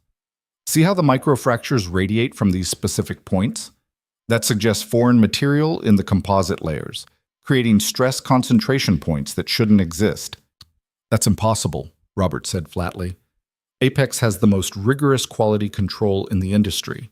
They would have caught contamination during production." "Would they?" Adrien challenged. "Or would microscopic contamination slip through their standard testing protocols, just like the fuel system contamination almost destroyed our military demonstration?" The room went silent. Marcus was staring at Adrien with sudden understanding. Sarah had pulled up additional technical data on her laptop, her fingers flying over the keyboard. "If Adrien's right," Marcus said slowly, "then we're not looking at a design problem. We're looking at a materials problem." "Which means the solution isn't redesigning the rotor assembly," Tom added. "It's identifying and eliminating the contamination source." Robert's expression had gone from satisfied to alarmed. "You're making a huge assumption based on a visual analysis of fracture patterns. We need proper testing, systematic elimination of variables." "We don't have time for that," Adrien interrupted. "Dr. Vance, what's the earliest we could get physical samples from Nevada for direct analysis?" The general liaison consulted something off-screen. "The damaged rotor sections could be on a military flight to you by this afternoon. You'd have them by tomorrow morning." "That's not soon enough," Robert protested. "We need to start working on a redesign immediately, have something concrete to present to Morrison." "No." Evelyn's voice cut through the argument. "Adrien's approach saved us once before. We're going to trust it again. Dr. Vance, arrange for those samples to be expedited. Adrien, you have your team and whatever resources you need. Find the source of this problem." "Ms. Carter, I must strongly advise against," Robert began. "Your advice is noted and dismissed," Evelyn said curtly. "Adrien is lead on this. You'll provide whatever technical support he requests, but he's running the investigation." Robert's face flushed with anger, but he said nothing more. The meeting broke up quickly after that. Adrien gathered his team in his office, spreading the technical readouts across his desk. "Okay," he said. "We're working on an assumption that the fractures are caused by manufacturing contamination, not design flaws. We need to prove or disprove that assumption before the samples arrive tomorrow." "How?" Sarah asked. "By understanding everything about how those rotor blades were made. Tom, I need you to pull all the manufacturing specifications from Apex Composites. Every step of their process, every quality control checkpoint, every material source. Sarah, I need you to analyze the stress patterns and tell me exactly where the fractures initiated. Marcus, contact the test facility in Nevada. I want to know every detail about the conditions when the fractures appeared." They scattered to their tasks, and Adrien was left alone with the technical readouts. He studied the fracture patterns again, that nagging sense of familiarity growing stronger. He'd seen something like this before, years ago, in a completely different context. It was nearly midnight when the memory finally clicked into place. A helicopter in Syria, rotor failure during a landing, fracture pattern eerily similar to what he was seeing now. The cause had been contaminated resin in the composite layers, microscopic metal particles from improperly cleaned manufacturing equipment. Adrien grabbed his phone and called Rachel Martinez, not caring that it was late. "This better be important," she answered, her voice thick with sleep. "I need you to remember something. Syria, about 6 years ago. We had that Black Hawk with the rotor failure on landing. The composite blades showed microfracturing. There was a pause as Rachel woke up fully. I remember. Took us 3 days to figure out it was contaminated resin, metal particles from a batch mixer that hadn't been properly cleaned. What kind of metal? Stainless steel, I think. Fragments from previous composite batches. Why? Because I'm seeing the same fracture pattern now, and I need to know what to test for. Rachel was fully alert now. Adrien, where are you working? What kind of project involves composite rotor analysis? I can't get into details, but it's critical. Life or death critical. Okay. The key was magnetic resonance testing on the resin samples. The metal particles were too small for visual inspection, but they showed up clearly under MR analysis. We had to test multiple layers to find the contamination pattern. How long did the testing take? About 8 hours per sample, but that was with equipment available in the field. With proper lab facilities, you could probably cut that in half. They talked for another 10 minutes, Rachel walking him through the specific testing protocols they'd used. When Adrien finally hung up, he had a clear plan for tomorrow. At 6 a.m., he was back in his office. His team arrived by 7, all of them looking as tired as he felt. The samples are landing at 9, Marcus reported. Military transport is bringing them directly to our testing facility. Good. Tom, did you get the manufacturing specs from Apex? All of them. And Adrien, I found something interesting. Tom pulled up a document on the conference room screen. Apex changed resin suppliers 4 months ago. New vendor, lower cost, still within military specifications. But the transition happened right around the time the X7 rotor blades were manufactured. New vendor means new potential contamination sources, Sarah said, understanding dawning on her face. Exactly. Sarah, what did you find on the stress analysis? She pulled up her own presentation. The fractures all initiated at the same depth within the composite layers, specifically at the third laminate from the outer surface. That's consistent with contamination introduced during a specific stage of the layup process. The pieces were coming together. Adrien felt the familiar rush of a puzzle solving itself in his mind. At 9:15, a military courier delivered 3 sections of damaged rotor blade, each one carefully packaged in protective foam. Adrien's team set up in Sterling's materials testing lab, a pristine space filled with equipment that could analyze materials down to the molecular level. We're testing for metal contamination in the resin, Adrien explained to the lab technician, specifically at the third composite layer. We'll need magnetic resonance scanning and spectral analysis. The technician looked skeptical. That's going to take hours per sample. Then we'd better get started. Robert Halloway showed up an hour into the testing, accompanied by 2 of his own engineers. I'm here to observe, he announced, and to ensure proper protocols are followed. Adrien didn't argue. He simply continued working, guiding his team through the methodical process of analyzing each sample. The MR scanner hummed as it processed the first section, building a 3-dimensional map of the composite's internal structure. When the results appeared on screen, Adrien heard Sarah gasp softly. There, clearly visible in the third laminate layer, were clusters of microscopic metal particles distributed throughout the resin matrix. Contamination confirmed, Tom said quietly. But Robert was shaking his head. That doesn't prove anything. Metal particles could come from a dozen different sources. You need to identify the specific origin before you can claim this is a manufacturing issue. He's right, Marcus admitted. We need more data. Adrien studied the contamination pattern, thinking through the manufacturing process. Sarah, pull up the layup specifications for the third laminate layer. What's different about that stage compared to the others? Sarah worked quickly, comparing documents. The third layer uses a different resin blend, higher viscosity for better stress distribution. It's mixed separately from the other layers. And the mixing equipment? Would be dedicated machinery at Apex facility. Her eyes widened. If that mixer was contaminated, every rotor blade using that resin blend would have the same flaw, Adrien finished. Tom, how many X7 rotor assemblies have been manufactured so far? Tom checked his database. 17 complete sets. The first production unit would have received set number 12. All potentially compromised, Marcus said. We need to test them all. But Adrien was already shaking his head. We don't have time for that. We have, he checked his watch, 58 hours before Morrison's deadline. We need to identify the contamination source, prove that it's a supplier issue, not a design flaw, and present a solution. You're proposing we go after Apex Composites? Robert said incredulously. They're one of the biggest suppliers in the industry. You can't just accuse them of contamination without absolute proof. Then we'll get absolute proof, Adrien said. Dr. Vance, are you still monitoring this? The video conference screen that had been on standby throughout the testing flickered to life. Dr. Vance appeared, looking alert despite the early hour. I've been watching your progress. What do you need? Military authorization to inspect Apex Composites manufacturing facility. Today, with full access to their equipment and production records. That's a significant ask, Mr. Cole. It's necessary. If I'm right about the contamination source, every minute we delay is a minute closer to this contract being terminated. Dr. Vance considered for a moment. I'll make the call to Apex's CEO and arrange authorization. But Adrien, you better be right about this. If you're wrong, you'll have burned a major relationship with one of our key suppliers. I understand. We'll see. 2 hours later, Adrien found himself on a Sterling aviation jet with Marcus and Sarah heading to Georgia. The flight was smooth but tense, all three of them reviewing technical specifications and preparing questions for the Apex facility inspection. Marcus looked up from his tablet.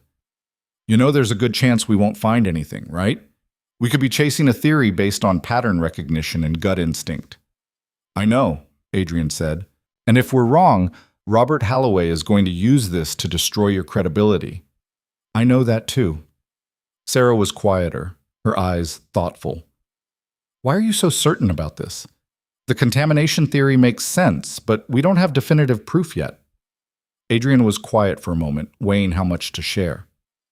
6 years ago, I worked on a helicopter that failed because of contaminated composite materials. The fracture pattern was almost identical to what we're seeing now. Different circumstances, different equipment, but the same root cause. Where was this? Sarah pressed. Syria. Private security operation. The failure killed 2 people.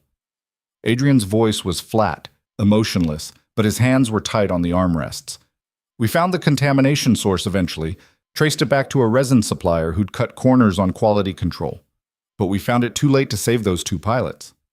The cabin was silent except for the jet's engines. I'm not going to let that happen again, Adrien said. Not when I can prevent it. Marcus and Sarah exchanged glances, and Adrien could see understanding settle over them. This wasn't just about saving the contract. It was personal. They landed in Georgia at 4 p.m. local time. A car was waiting to take them directly to Apex Composites' main facility, a sprawling complex of buildings on the outskirts of Atlanta. The CEO, a severe-looking woman named Margaret Chen, met them at the entrance. Dr. Vance explained the situation, Margaret said without preamble. I want to make it absolutely clear that Apex has maintained perfect quality standards for 15 years. Whatever issue you're investigating, it did not originate in my facility. We appreciate your cooperation, Adrien said diplomatically. We're just here to verify the manufacturing process and eliminate potential variables. Margaret's expression suggested she didn't believe him, but she led them into the facility anyway. The production floor was impressive, climate-controlled clean rooms, state-of-the-art equipment, workers in full protective gear moving with practiced efficiency. This is where we produce the composite materials for Sterling's rotor assemblies, Margaret explained, gesturing to a series of large mixing vessels. Each batch is tested before application, and our rejection rate is less than 0.05%. Adrien walked to the nearest mixer, studying it carefully. How often is this equipment cleaned? Between every batch that uses different resin formulations. Standard protocol. And you changed resin suppliers 4 months ago? Margaret's eyes narrowed. How did you know that? It's in your production records. What was the cleaning protocol when you transitioned to the new supplier? The same as always. Full system flush, chemical cleaning, inspection. But something in her voice made Adrien pause. Who performed the inspection? Our quality control supervisor, same person who's been doing it for 8 years. Can we speak with them? Margaret hesitated, just for a second. He's no longer with the company, retired 3 months ago. Red flag. Adrien kept his expression neutral. I'd like to inspect this mixer, specifically the interior surfaces and the mixing blade assembly. That will require shutting down production. Do it. Margaret made a call, and within 20 minutes, the mixer was powered down and opened for inspection. Adrien climbed a ladder to peer inside the vessel, using a high-powered flashlight to examine the interior surfaces. And there it was. Along the seams where the mixing blade attached to the drive shaft, he could see discoloration, the telltale sign of incomplete cleaning. He took samples with tools Sarah handed up to him, carefully scraping residue from the seam areas. "When did you say your QC supervisor retired?" Adrien asked, his voice carefully controlled. 3 months ago. Why?" "Because based on the residue buildup I'm seeing, this equipment hasn't been properly cleaned in at least that long. Maybe longer." Margaret's face went pale. "That's impossible. It's also verifiable. Sarah, can you run a quick spectral analysis on these samples?" Sarah set up a portable analyzer, feeding in the residue samples. The results came back within minutes, metal particles consistent with the contamination found in the X7 rotor blades. "Your QC supervisor was cutting corners," Adrien said, climbing down from the ladder, "probably reporting equipment as clean without actually performing the full cleaning protocol. When you switched resin suppliers, the new formulation reacted differently with the accumulated residue, breaking loose metal particles that contaminated every batch mixed in this equipment." Margaret looked like she might be sick. "How many batches?" Marcus was already checking the production records on his tablet. Based on the timeline, approximately 40 batches, which translates to... He did quick math. Nearly 100 rotor assemblies for various clients, including 17 for Sterling's X7 program. "We need to ground every aircraft using rotors from those batches," Sarah said. "Immediately." "That will cost millions," Margaret whispered.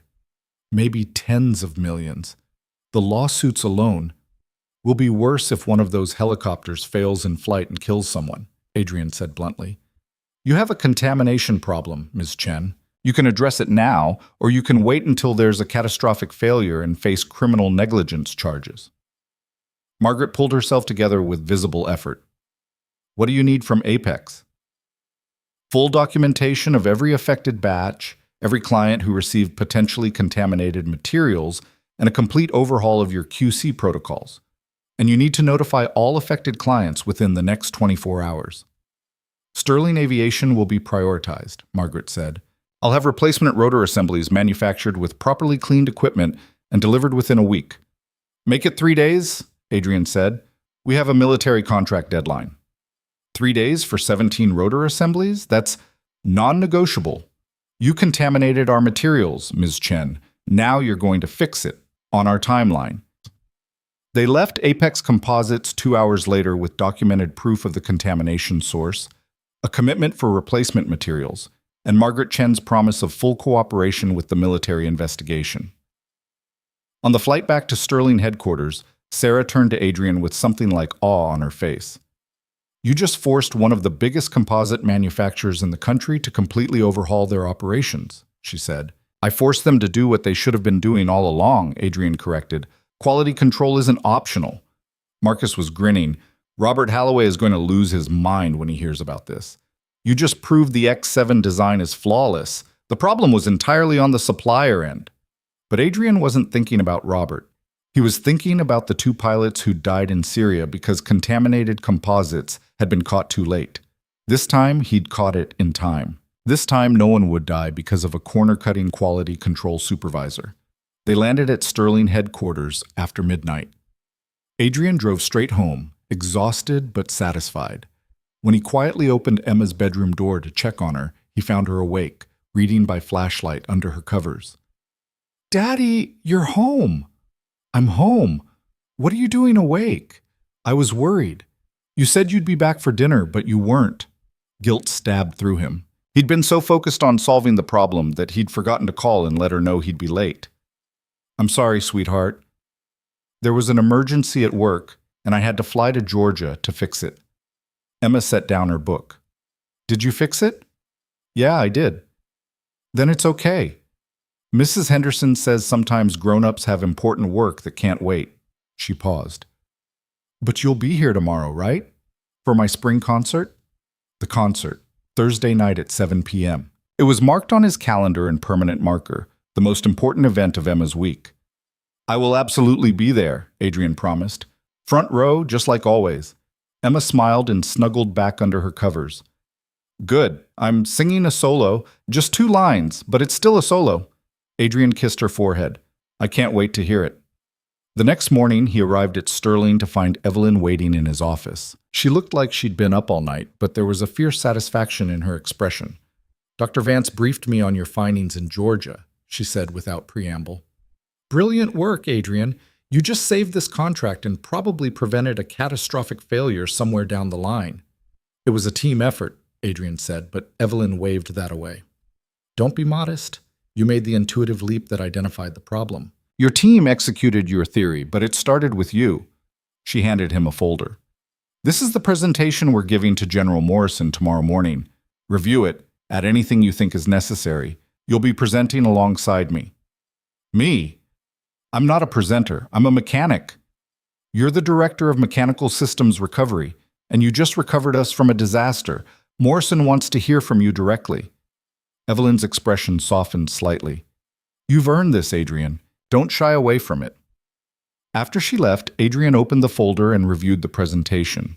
It was comprehensive, professional, and gave appropriate credit to everyone involved. But seeing his own name on the cover page, listed as lead investigator, still felt surreal. His phone buzzed with a text from Marcus. Robert wants a meeting, conference room A in 10 minutes. This should be interesting. When Adrien arrived at the conference room, Robert was already there along with several of his engineering staff. The chief of advanced engineering looked like he'd swallowed something bitter. Adrien, Robert said with forced professionalism, I wanted to acknowledge that your contamination theory was correct. Your instincts proved more accurate than our systematic analysis. It was the closest to an apology Adrien was likely to get. Thank you. It was a team effort across multiple departments. Nevertheless, Robert paused, clearly struggling. I may have been too quick to dismiss your approach. Your field experience provides a perspective our team lacks. And your team's technical expertise provides structure my instincts need, Adrien said. We're better together than we are competing. Robert seemed surprised by the diplomatic response. Perhaps. In any case, I wanted to extend my congratulations on resolving the crisis. After the meeting, Marcus pulled Adrien aside. That must have killed him to say. Probably, but he said it, which shows integrity. You're being generous. I'm being practical. Robert's brilliant, and his team does excellent work. I'd rather have him as an ally than an enemy. Marcus shook his head admiringly. You're better at this corporate politics thing than you realize. The rest of the day passed in a flurry of preparations for tomorrow's presentation.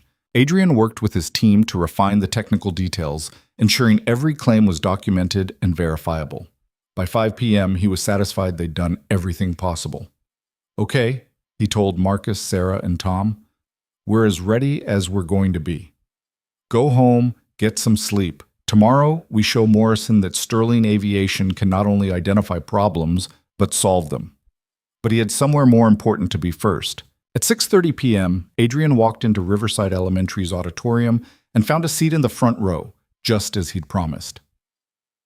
The room filled with parents and family members, everyone buzzing with anticipation. The stage was decorated with paper flowers and butterflies, clearly related to Emma's class project.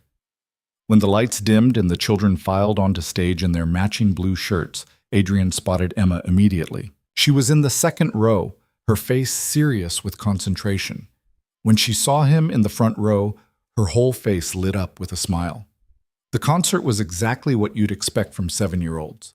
Slightly off-key, occasionally out of sync, but filled with genuine effort and joy. When Emma stepped forward for her 2-line solo, her voice was clear and confident, and Adrien felt his throat tighten with pride. This was what mattered. Not helicopters or military contracts or proving himself to people who doubted him. Just being here, in this elementary school auditorium, watching his daughter sing about butterflies. After the concert, Emma ran to him, her face flushed with excitement. Did you hear me? Did I sound okay? You sounded perfect, Adrien said, hugging her tight. I'm so proud of you. Were you worried about being here because of your big work thing tomorrow? He pulled back to look at her. Emma, listen to me. Nothing at work is more important than being here for you. Nothing. You understand that? She nodded solemnly. I know, Daddy, but your work is important too. You're saving people. Where did you get that idea? Mrs. Henderson explained that engineering work helps keep people safe, like making sure airplanes don't crash. So even though your work is important, you still came to my concert, which means I'm important too. Adrien felt his eyes sting. You're the most important thing in the world to me. That night, after Emma was asleep, Adrien laid out his clothes for tomorrow's presentation and reviewed his notes one final time. Everything was ready. The evidence was solid, the solution was clear, and tomorrow they'd prove to General Morrison that Sterling Aviation deserved the contract. But more importantly, he'd proven to himself that he could be both, the father Emma needed and the engineer Sterling Aviation needed. It wasn't easy, and it required constant balance, but it was possible. As he finally turned off the light and tried to sleep, Adrien thought about how much had changed in 3 weeks. From invisible janitor to leading a critical investigation. From hiding his skills to using them to save lives. From doubting whether he belonged to knowing, with certainty, that he'd found his place. Tomorrow would bring its own challenges. But tonight, he'd kept his promise to his daughter, and that meant everything else was manageable. The morning of the presentation arrived with unexpected rain, the kind of steady downpour that turned the highways into rivers of brake lights and frustrated commuters. Adrien dropped Emma at school 20 minutes early to beat the worst of the traffic, then drove through the storm to Sterling Aviation headquarters with his presentation notes on the passenger seat and a nervous energy thrumming through his chest. He arrived at 7:30 to find the executive floor already buzzing with activity. Rebecca met him at the elevator with a coffee and a tight smile. General Morrison's team arrived 10 minutes ago, she said. They're in the executive lounge. Evelyn wants you in her office first. Evelyn was standing at her window when Adrien entered, watching the rain sheet down the glass. She turned at the sound of the door, and he saw something in her expression he'd never seen before. Uncertainty. Are you ready for this? She asked. As ready as I can be. Morrison is bringing 3 technical advisors with her. They'll ask detailed questions, challenge our findings, look for any weakness in our conclusions. The military doesn't accept theories or hunches, Adrien. They need absolute proof. We have absolute proof. Documented contamination, verified source, confirmed solution timeline. I know. Evelyn moved away from the window. But they're also going to ask about you. Your background, your qualifications, your experience. I've managed to keep those questions at bay so far. But today they're going to want answers. Adrien felt his jaw tighten. What do you want me to tell them? The truth? Or as much of it as you're comfortable sharing? She paused. Adrien, I trust you. I've staked my company's reputation on your abilities. But if there's anything in your past that could undermine our credibility, I need to know about it now. He thought about Syria, about the helicopters he'd fixed in places that didn't officially exist, about the 8 years of work that left no paper trail and couldn't be verified through normal channels. He thought about the choices he'd made, the lines he'd walked, the gray spaces between legitimate and questionable where desperate people needed aircraft to keep flying. My experience is real, he said carefully. Everything I've told you about my background is true. But the details are complicated, and some of them involve operations I can't discuss because of confidentiality agreements that still hold. Can you prove your experience without violating those agreements? I can prove my competence. My results speak for themselves. Evelyn studied his face for a long moment. All right, then that's what we'll focus on. Results, not resumes. You diagnosed a fuel contamination problem my entire engineering team missed. You identified a composite manufacturing flaw that could have killed people. Those are facts, Adrien. Nobody can argue with facts. At 8:45, they gathered in conference room A. General Morrison sat at the center of the table, flanked by her 3 technical advisors, 2 men and a woman, all wearing military uniforms with enough medals and insignia to indicate serious rank and expertise. Dr. Vance participated via video conference, her presence a reminder that this meeting had consequences far beyond Sterling Aviation. Thank you for accommodating our tight timeline, Morrison began. Her voice was crisp, authoritative, the tone of someone accustomed to making decisions that affected thousands of lives. We've reviewed your preliminary findings regarding the rotor assembly failures. I want to hear your full analysis and proposed solution. Evelyn nodded to Adrien and he stood, activating the presentation on the large screen. His hands were steady despite the adrenaline coursing through him. 3 days ago, stress testing in Nevada revealed microfracturing in the X-7's rotor blade composite materials. Adrien began. Initial analysis suggested a potential design flaw. However, detailed examination of the fracture patterns indicated contamination rather than structural failure. He walked them through the investigation step by step, the magnetic resonance testing that revealed metal particles in the composite layers, the manufacturing timeline that correlated with Apex Composites' supplier change, the facility inspection that confirmed inadequate equipment cleaning protocols. The contamination originated from residual metal particles in mixing equipment that had not been properly cleaned during the transition to a new resin supplier, Adrien explained. These particles were incorporated into the composite matrix during manufacturing, creating stress concentration points that led to fracturing under high-altitude pressure conditions. One of the technical advisors, a colonel with graying temples, raised his hand. "Mr. Cole, you identified this as a contamination issue very quickly, while the original engineering assessment pointed toward design failure. What made you suspect contamination?" "Pattern recognition based on field experience. I've encountered similar fracture patterns in composite materials before, in different contexts. The specific signature suggested manufacturing contamination rather than design inadequacy." "Where did you encounter these patterns previously?" Here it was. The question Adrien had been dreading. He could see Evelyn tense slightly in his peripheral vision. "In field operations overseas," Adrien said. "I worked as a helicopter mechanic in various challenging environments for 8 years before joining Sterling Aviation. Many of those operations involved diagnosing and repairing aircraft that had failed under extreme conditions with limited diagnostic equipment." "Which organizations?" the colonel pressed. "Can you provide references?" "The majority of my work was with private sector contractors operating under confidentiality agreements that I'm still bound by. I can't disclose specific company names or operation details without violating those agreements." The room went quiet. Morrison's expression was unreadable. One of her advisors whispered something to her that Adrien couldn't hear. Then Robert Halloway spoke up, surprising everyone. "General Morrison, if I may. I had significant doubts about Mr. Cole's qualifications when he was first appointed. However, I've now witnessed his diagnostic capabilities firsthand on 2 separate critical issues. His pattern recognition and mechanical intuition are exceptional regardless of where he acquired them. The results speak for themselves." Adrien shot Robert a surprised glance.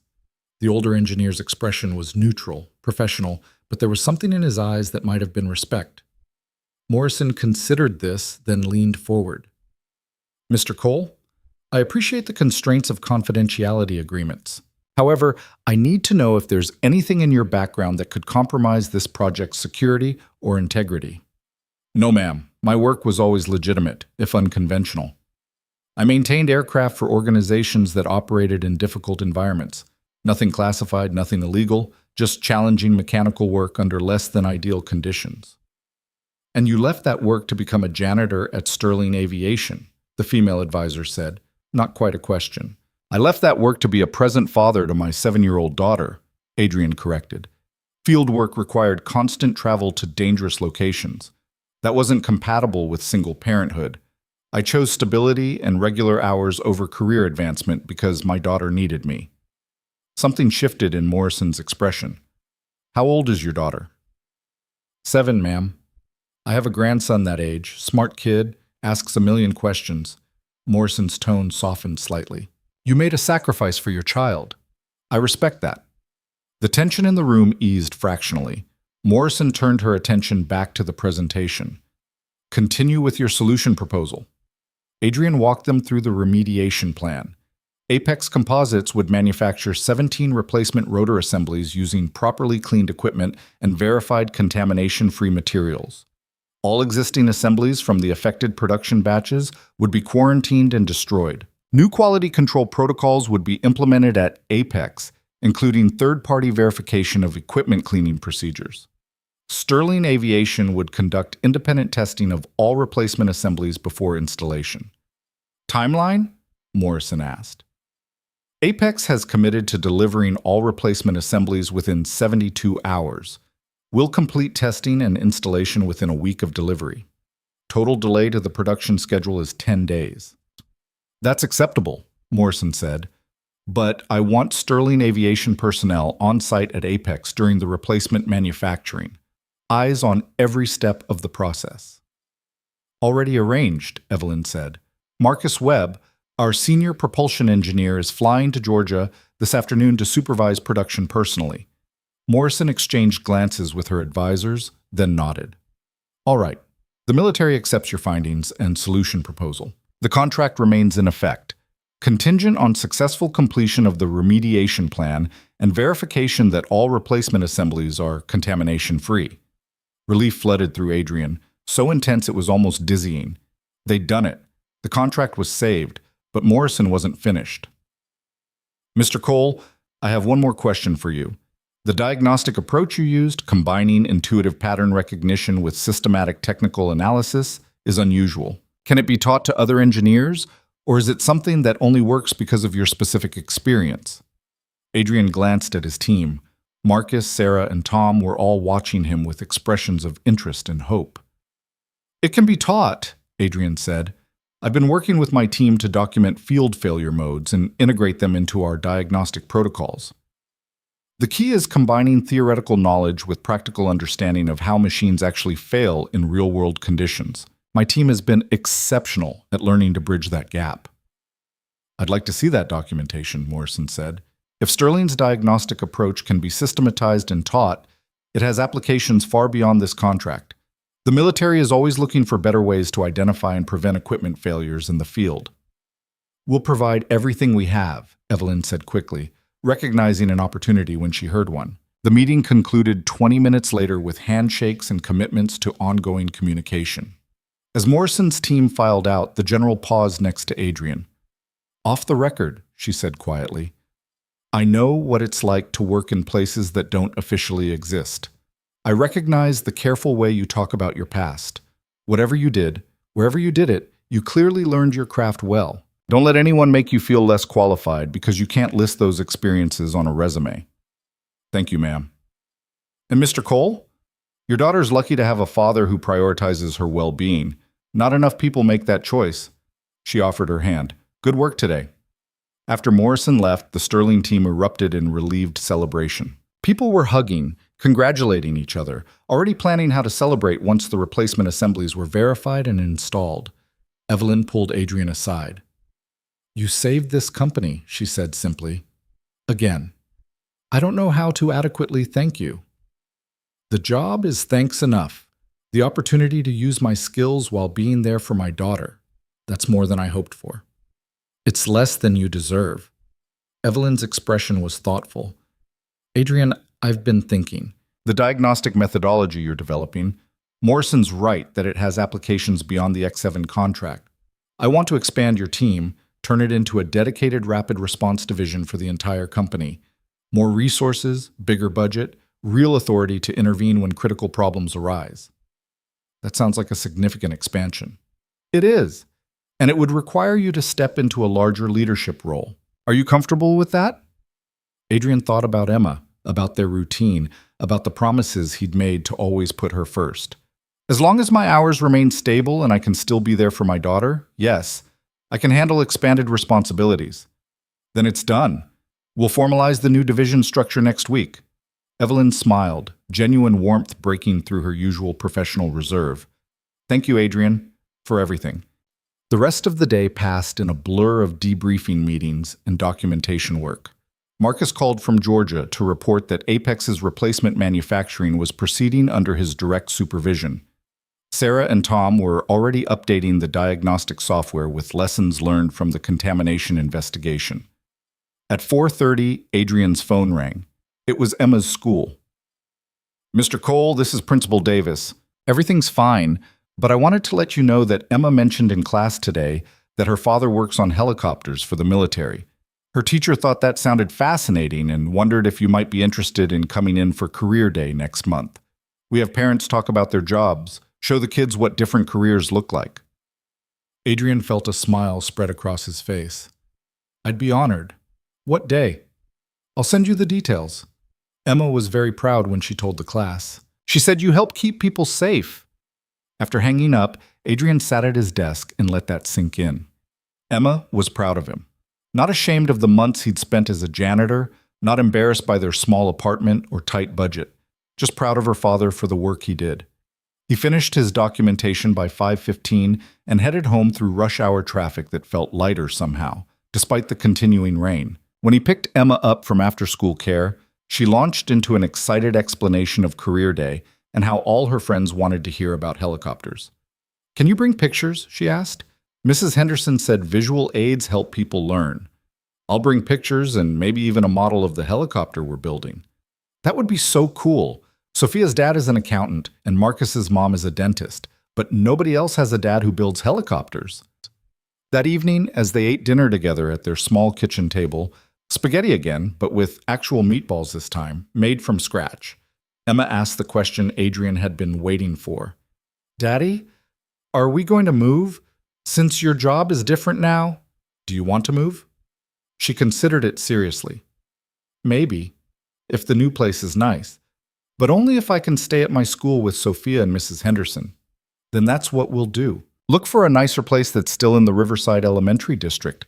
How does that sound?" "Good." She twirled spaghetti on her fork. "Will you always be able to pick me up from school?" "That's non-negotiable. My boss knows you come first, always." Emma smiled, satisfied. "Okay then, we can move if you want." Over the next week, Adrien watched his team execute the replacement rotor installation with precision and pride. Marcus reported from Georgia that Apex's new manufacturing protocols were working flawlessly, producing contamination-free assemblies that passed every quality control checkpoint. Tom integrated the new diagnostic parameters into Sterling's software, creating a system that could flag potential contamination issues before they became critical failures. Sarah presented findings to Robert Halloway's engineering division, sharing the lessons learned and establishing collaborative protocols for future projects. The transformation wasn't just in the technology or the processes, it was in the people. Marcus had grown more confident, willing to trust his instincts alongside his technical training. Sarah had learned to value practical field experience as much as theoretical knowledge. Tom had discovered that the best diagnostic tools combine data analysis with human pattern recognition. And Adrien had discovered that he could be both the father Emma needed and the engineer Sterling Aviation needed. The balance wasn't always easy. Some days required long hours and difficult choices, but it was possible. More than possible. It was sustainable. On the day the first production X7 took flight with verified clean rotor assemblies, Evelyn hosted a celebration in the hangar. The helicopter lifted off smoothly, its rotors cutting through the air with perfect precision, every system functioning exactly as designed. The assembled engineers and executives cheered, champagne was distributed, and General Morrison sent a message of congratulations that Evelyn read aloud to the team. Robert Halloway approached Adrien during the celebration, a champagne flute in his hand and something that might have been a genuine smile on his face. "I owe you an apology," Robert said without preamble. "A real one, not the corporate politeness from before. I treated you with dismissiveness and condescension because you didn't fit my definition of qualified. That was wrong, and it was stupid. You're one of the most talented engineers I've worked with, credentials or not." Adrien accepted the extended hand. "I appreciate that. And for what it's worth, I've learned a tremendous amount from your team's technical expertise. You were right that my approach needed structure and systematic documentation. We're better together than we would have been separately." "Agreed. Which is why I wanted to propose something." Robert's expression turned serious. "I'd like to establish a formal mentorship exchange between our divisions. Your team teaches mine field diagnostic techniques. My team teaches yours advanced theoretical analysis, cross-pollination of approaches. I think that's an excellent idea." They shook hands, and Adrien felt another piece of the puzzle click into place. He wasn't replacing the existing engineering culture at Sterling Aviation. He was expanding it, adding dimension and perspective that made everyone stronger. As the celebration wound down, Evelyn called for attention. "Before everyone leaves, I have an announcement. Effective immediately, Sterling Aviation is establishing a new division, Rapid Response and Field Diagnostics. This division will be responsible for critical problem-solving across all our product lines, with authority to intervene when standard protocols prove insufficient. Directing this division will be Adrien Cole, with an expanded team and dedicated resources. Applause filled the hangar. Adrien felt his face flush, unused to public recognition. Adrien came to us 8 months ago as a member of our janitorial staff, Evelyn continued. He could have stayed invisible, could have kept his extraordinary skills hidden. Instead, when given the opportunity, he stepped forward and saved this company twice over. That's the kind of courage and competence we value at Sterling Aviation. So please join me in congratulating Adrien on his new role and thanking him for everything he's contributed. More applause, louder this time. Marcus was grinning, Sarah and Tom were cheering. Even Robert was clapping, genuine respect on his face. Adrien thought about that night 3 weeks ago, standing in this same hangar while Evelyn mockingly challenged him to fix a helicopter her engineers couldn't. He thought about the fear and uncertainty, the weight of that decision to step forward instead of staying invisible. It had been the right choice. Terrifying, risky, and absolutely right.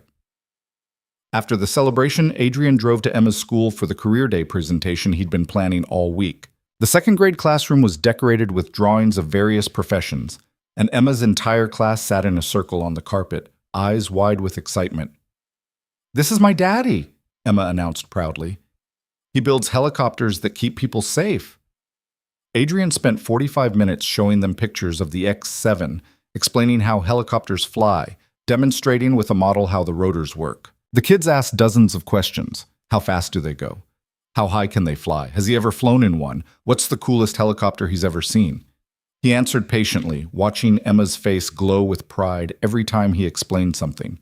This, sharing his work with children who saw it as magical and inspiring, felt more meaningful than any corporate presentation or military contract.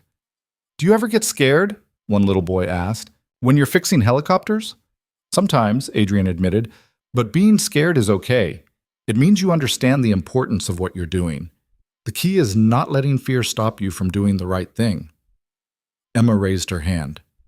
"My daddy was scared to take his new job because he thought it might mean he couldn't pick me up from school anymore. But he talked to his boss and made sure he could still be there for me. That's doing the right thing even when you're scared." The teacher, Mrs. Henderson, smiled.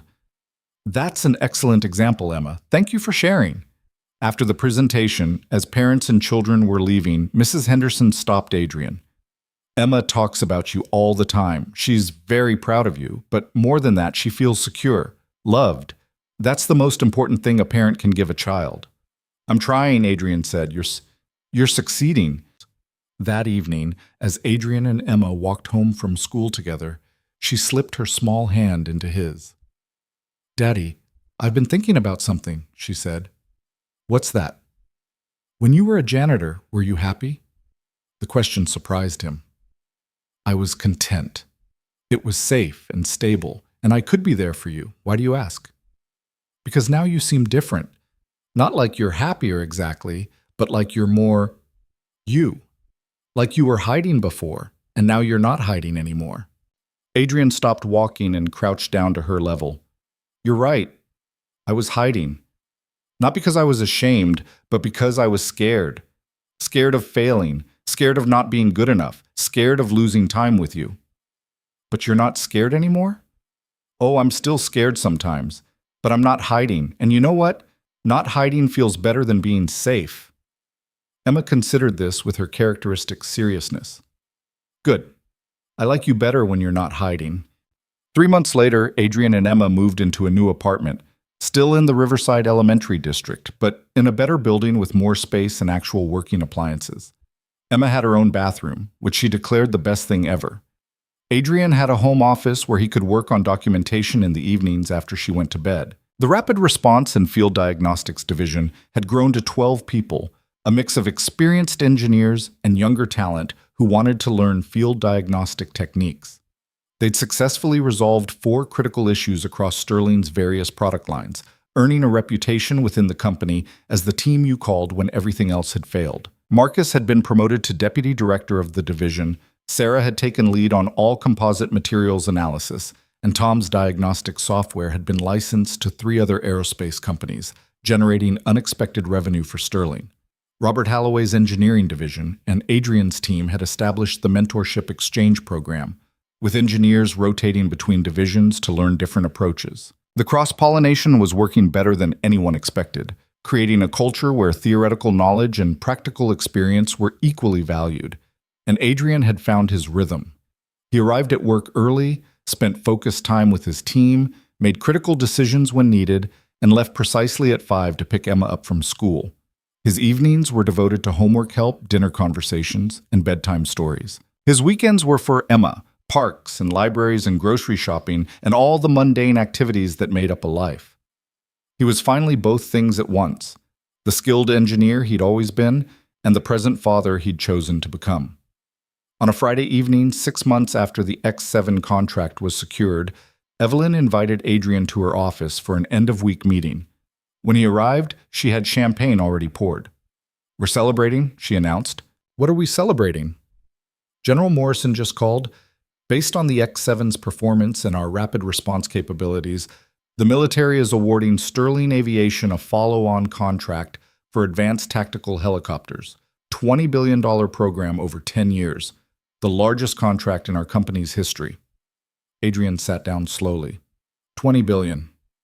Your division's diagnostic capabilities were specifically cited as a deciding factor. Morrison said the military needs partners who can solve problems in the field, not just in clean rooms and computer simulations. You gave us that capability, Adrien. My team gave us that capability. I just started the process. Evelyn smiled. Always modest. It's one of your better qualities. She handed him a champagne flute. To invisible people who choose to step into the light.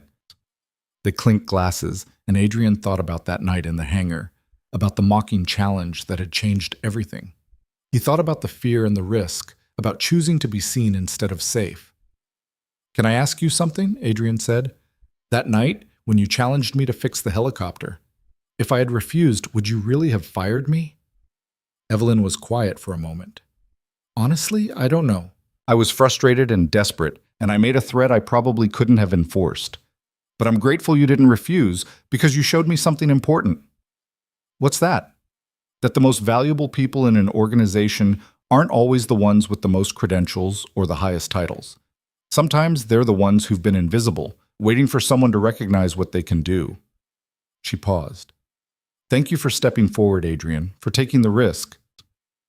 Thank you for giving me the opportunity." When Adrien left Sterling Aviation that evening, the sun was setting, painting the sky in shades of orange and gold. He drove through familiar streets to Emma's school, where she was waiting with her backpack and a drawing she'd made in art class. "What did you draw?" he asked as she climbed into the car. "Our new apartment, see? That's your office, and that's my room, and that's us eating dinner together." Adrien studied the drawing, simple crayon figures at a table, smiling together. "I love it.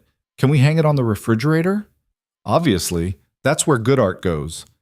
They stopped at the grocery store, Emma chattering about her day while Adrien picked out ingredients for dinner. The mundane routine of it felt precious rather than tedious, evidence of the stable life he'd built, the promises he'd kept. That night, after dinner was eaten and dishes were washed, after homework was completed and Emma was tucked into bed, Adrien sat at his desk and looked at the acceptance letter he'd received that afternoon. Stanford University's engineering department wanted him to give a guest lecture on field diagnostics and practical problem-solving in aerospace engineering.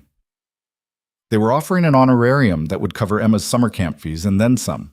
He'd said yes, of course, not because he needed validation from academic institutions, but because sharing what he'd learned felt important. Those field experiences that couldn't be listed on a resume had value beyond their immediate application. They could teach the next generation of engineers to think differently, see differently, solve differently. His phone buzzed with a text from Rachel Martinez. "Heard through the grapevine that you just landed Sterling a $20 billion contract. Not bad for a guy who was pushing a mop 6 months ago. Proud of you." Adrien smiled and typed back, "Still the same guy, just not hiding anymore." Rachel's response came quickly. "That's the version I always knew was there. Glad the rest of the world finally got to see it." As Adrien prepared for bed, he thought about the journey from that desperate night in the hangar to this moment of quiet success. It hadn't been linear or predictable. There had been fear and doubt and moments when he'd questioned every decision, but he'd made the right choices. He'd stepped forward instead of staying invisible. He'd proven himself through competence rather than credentials.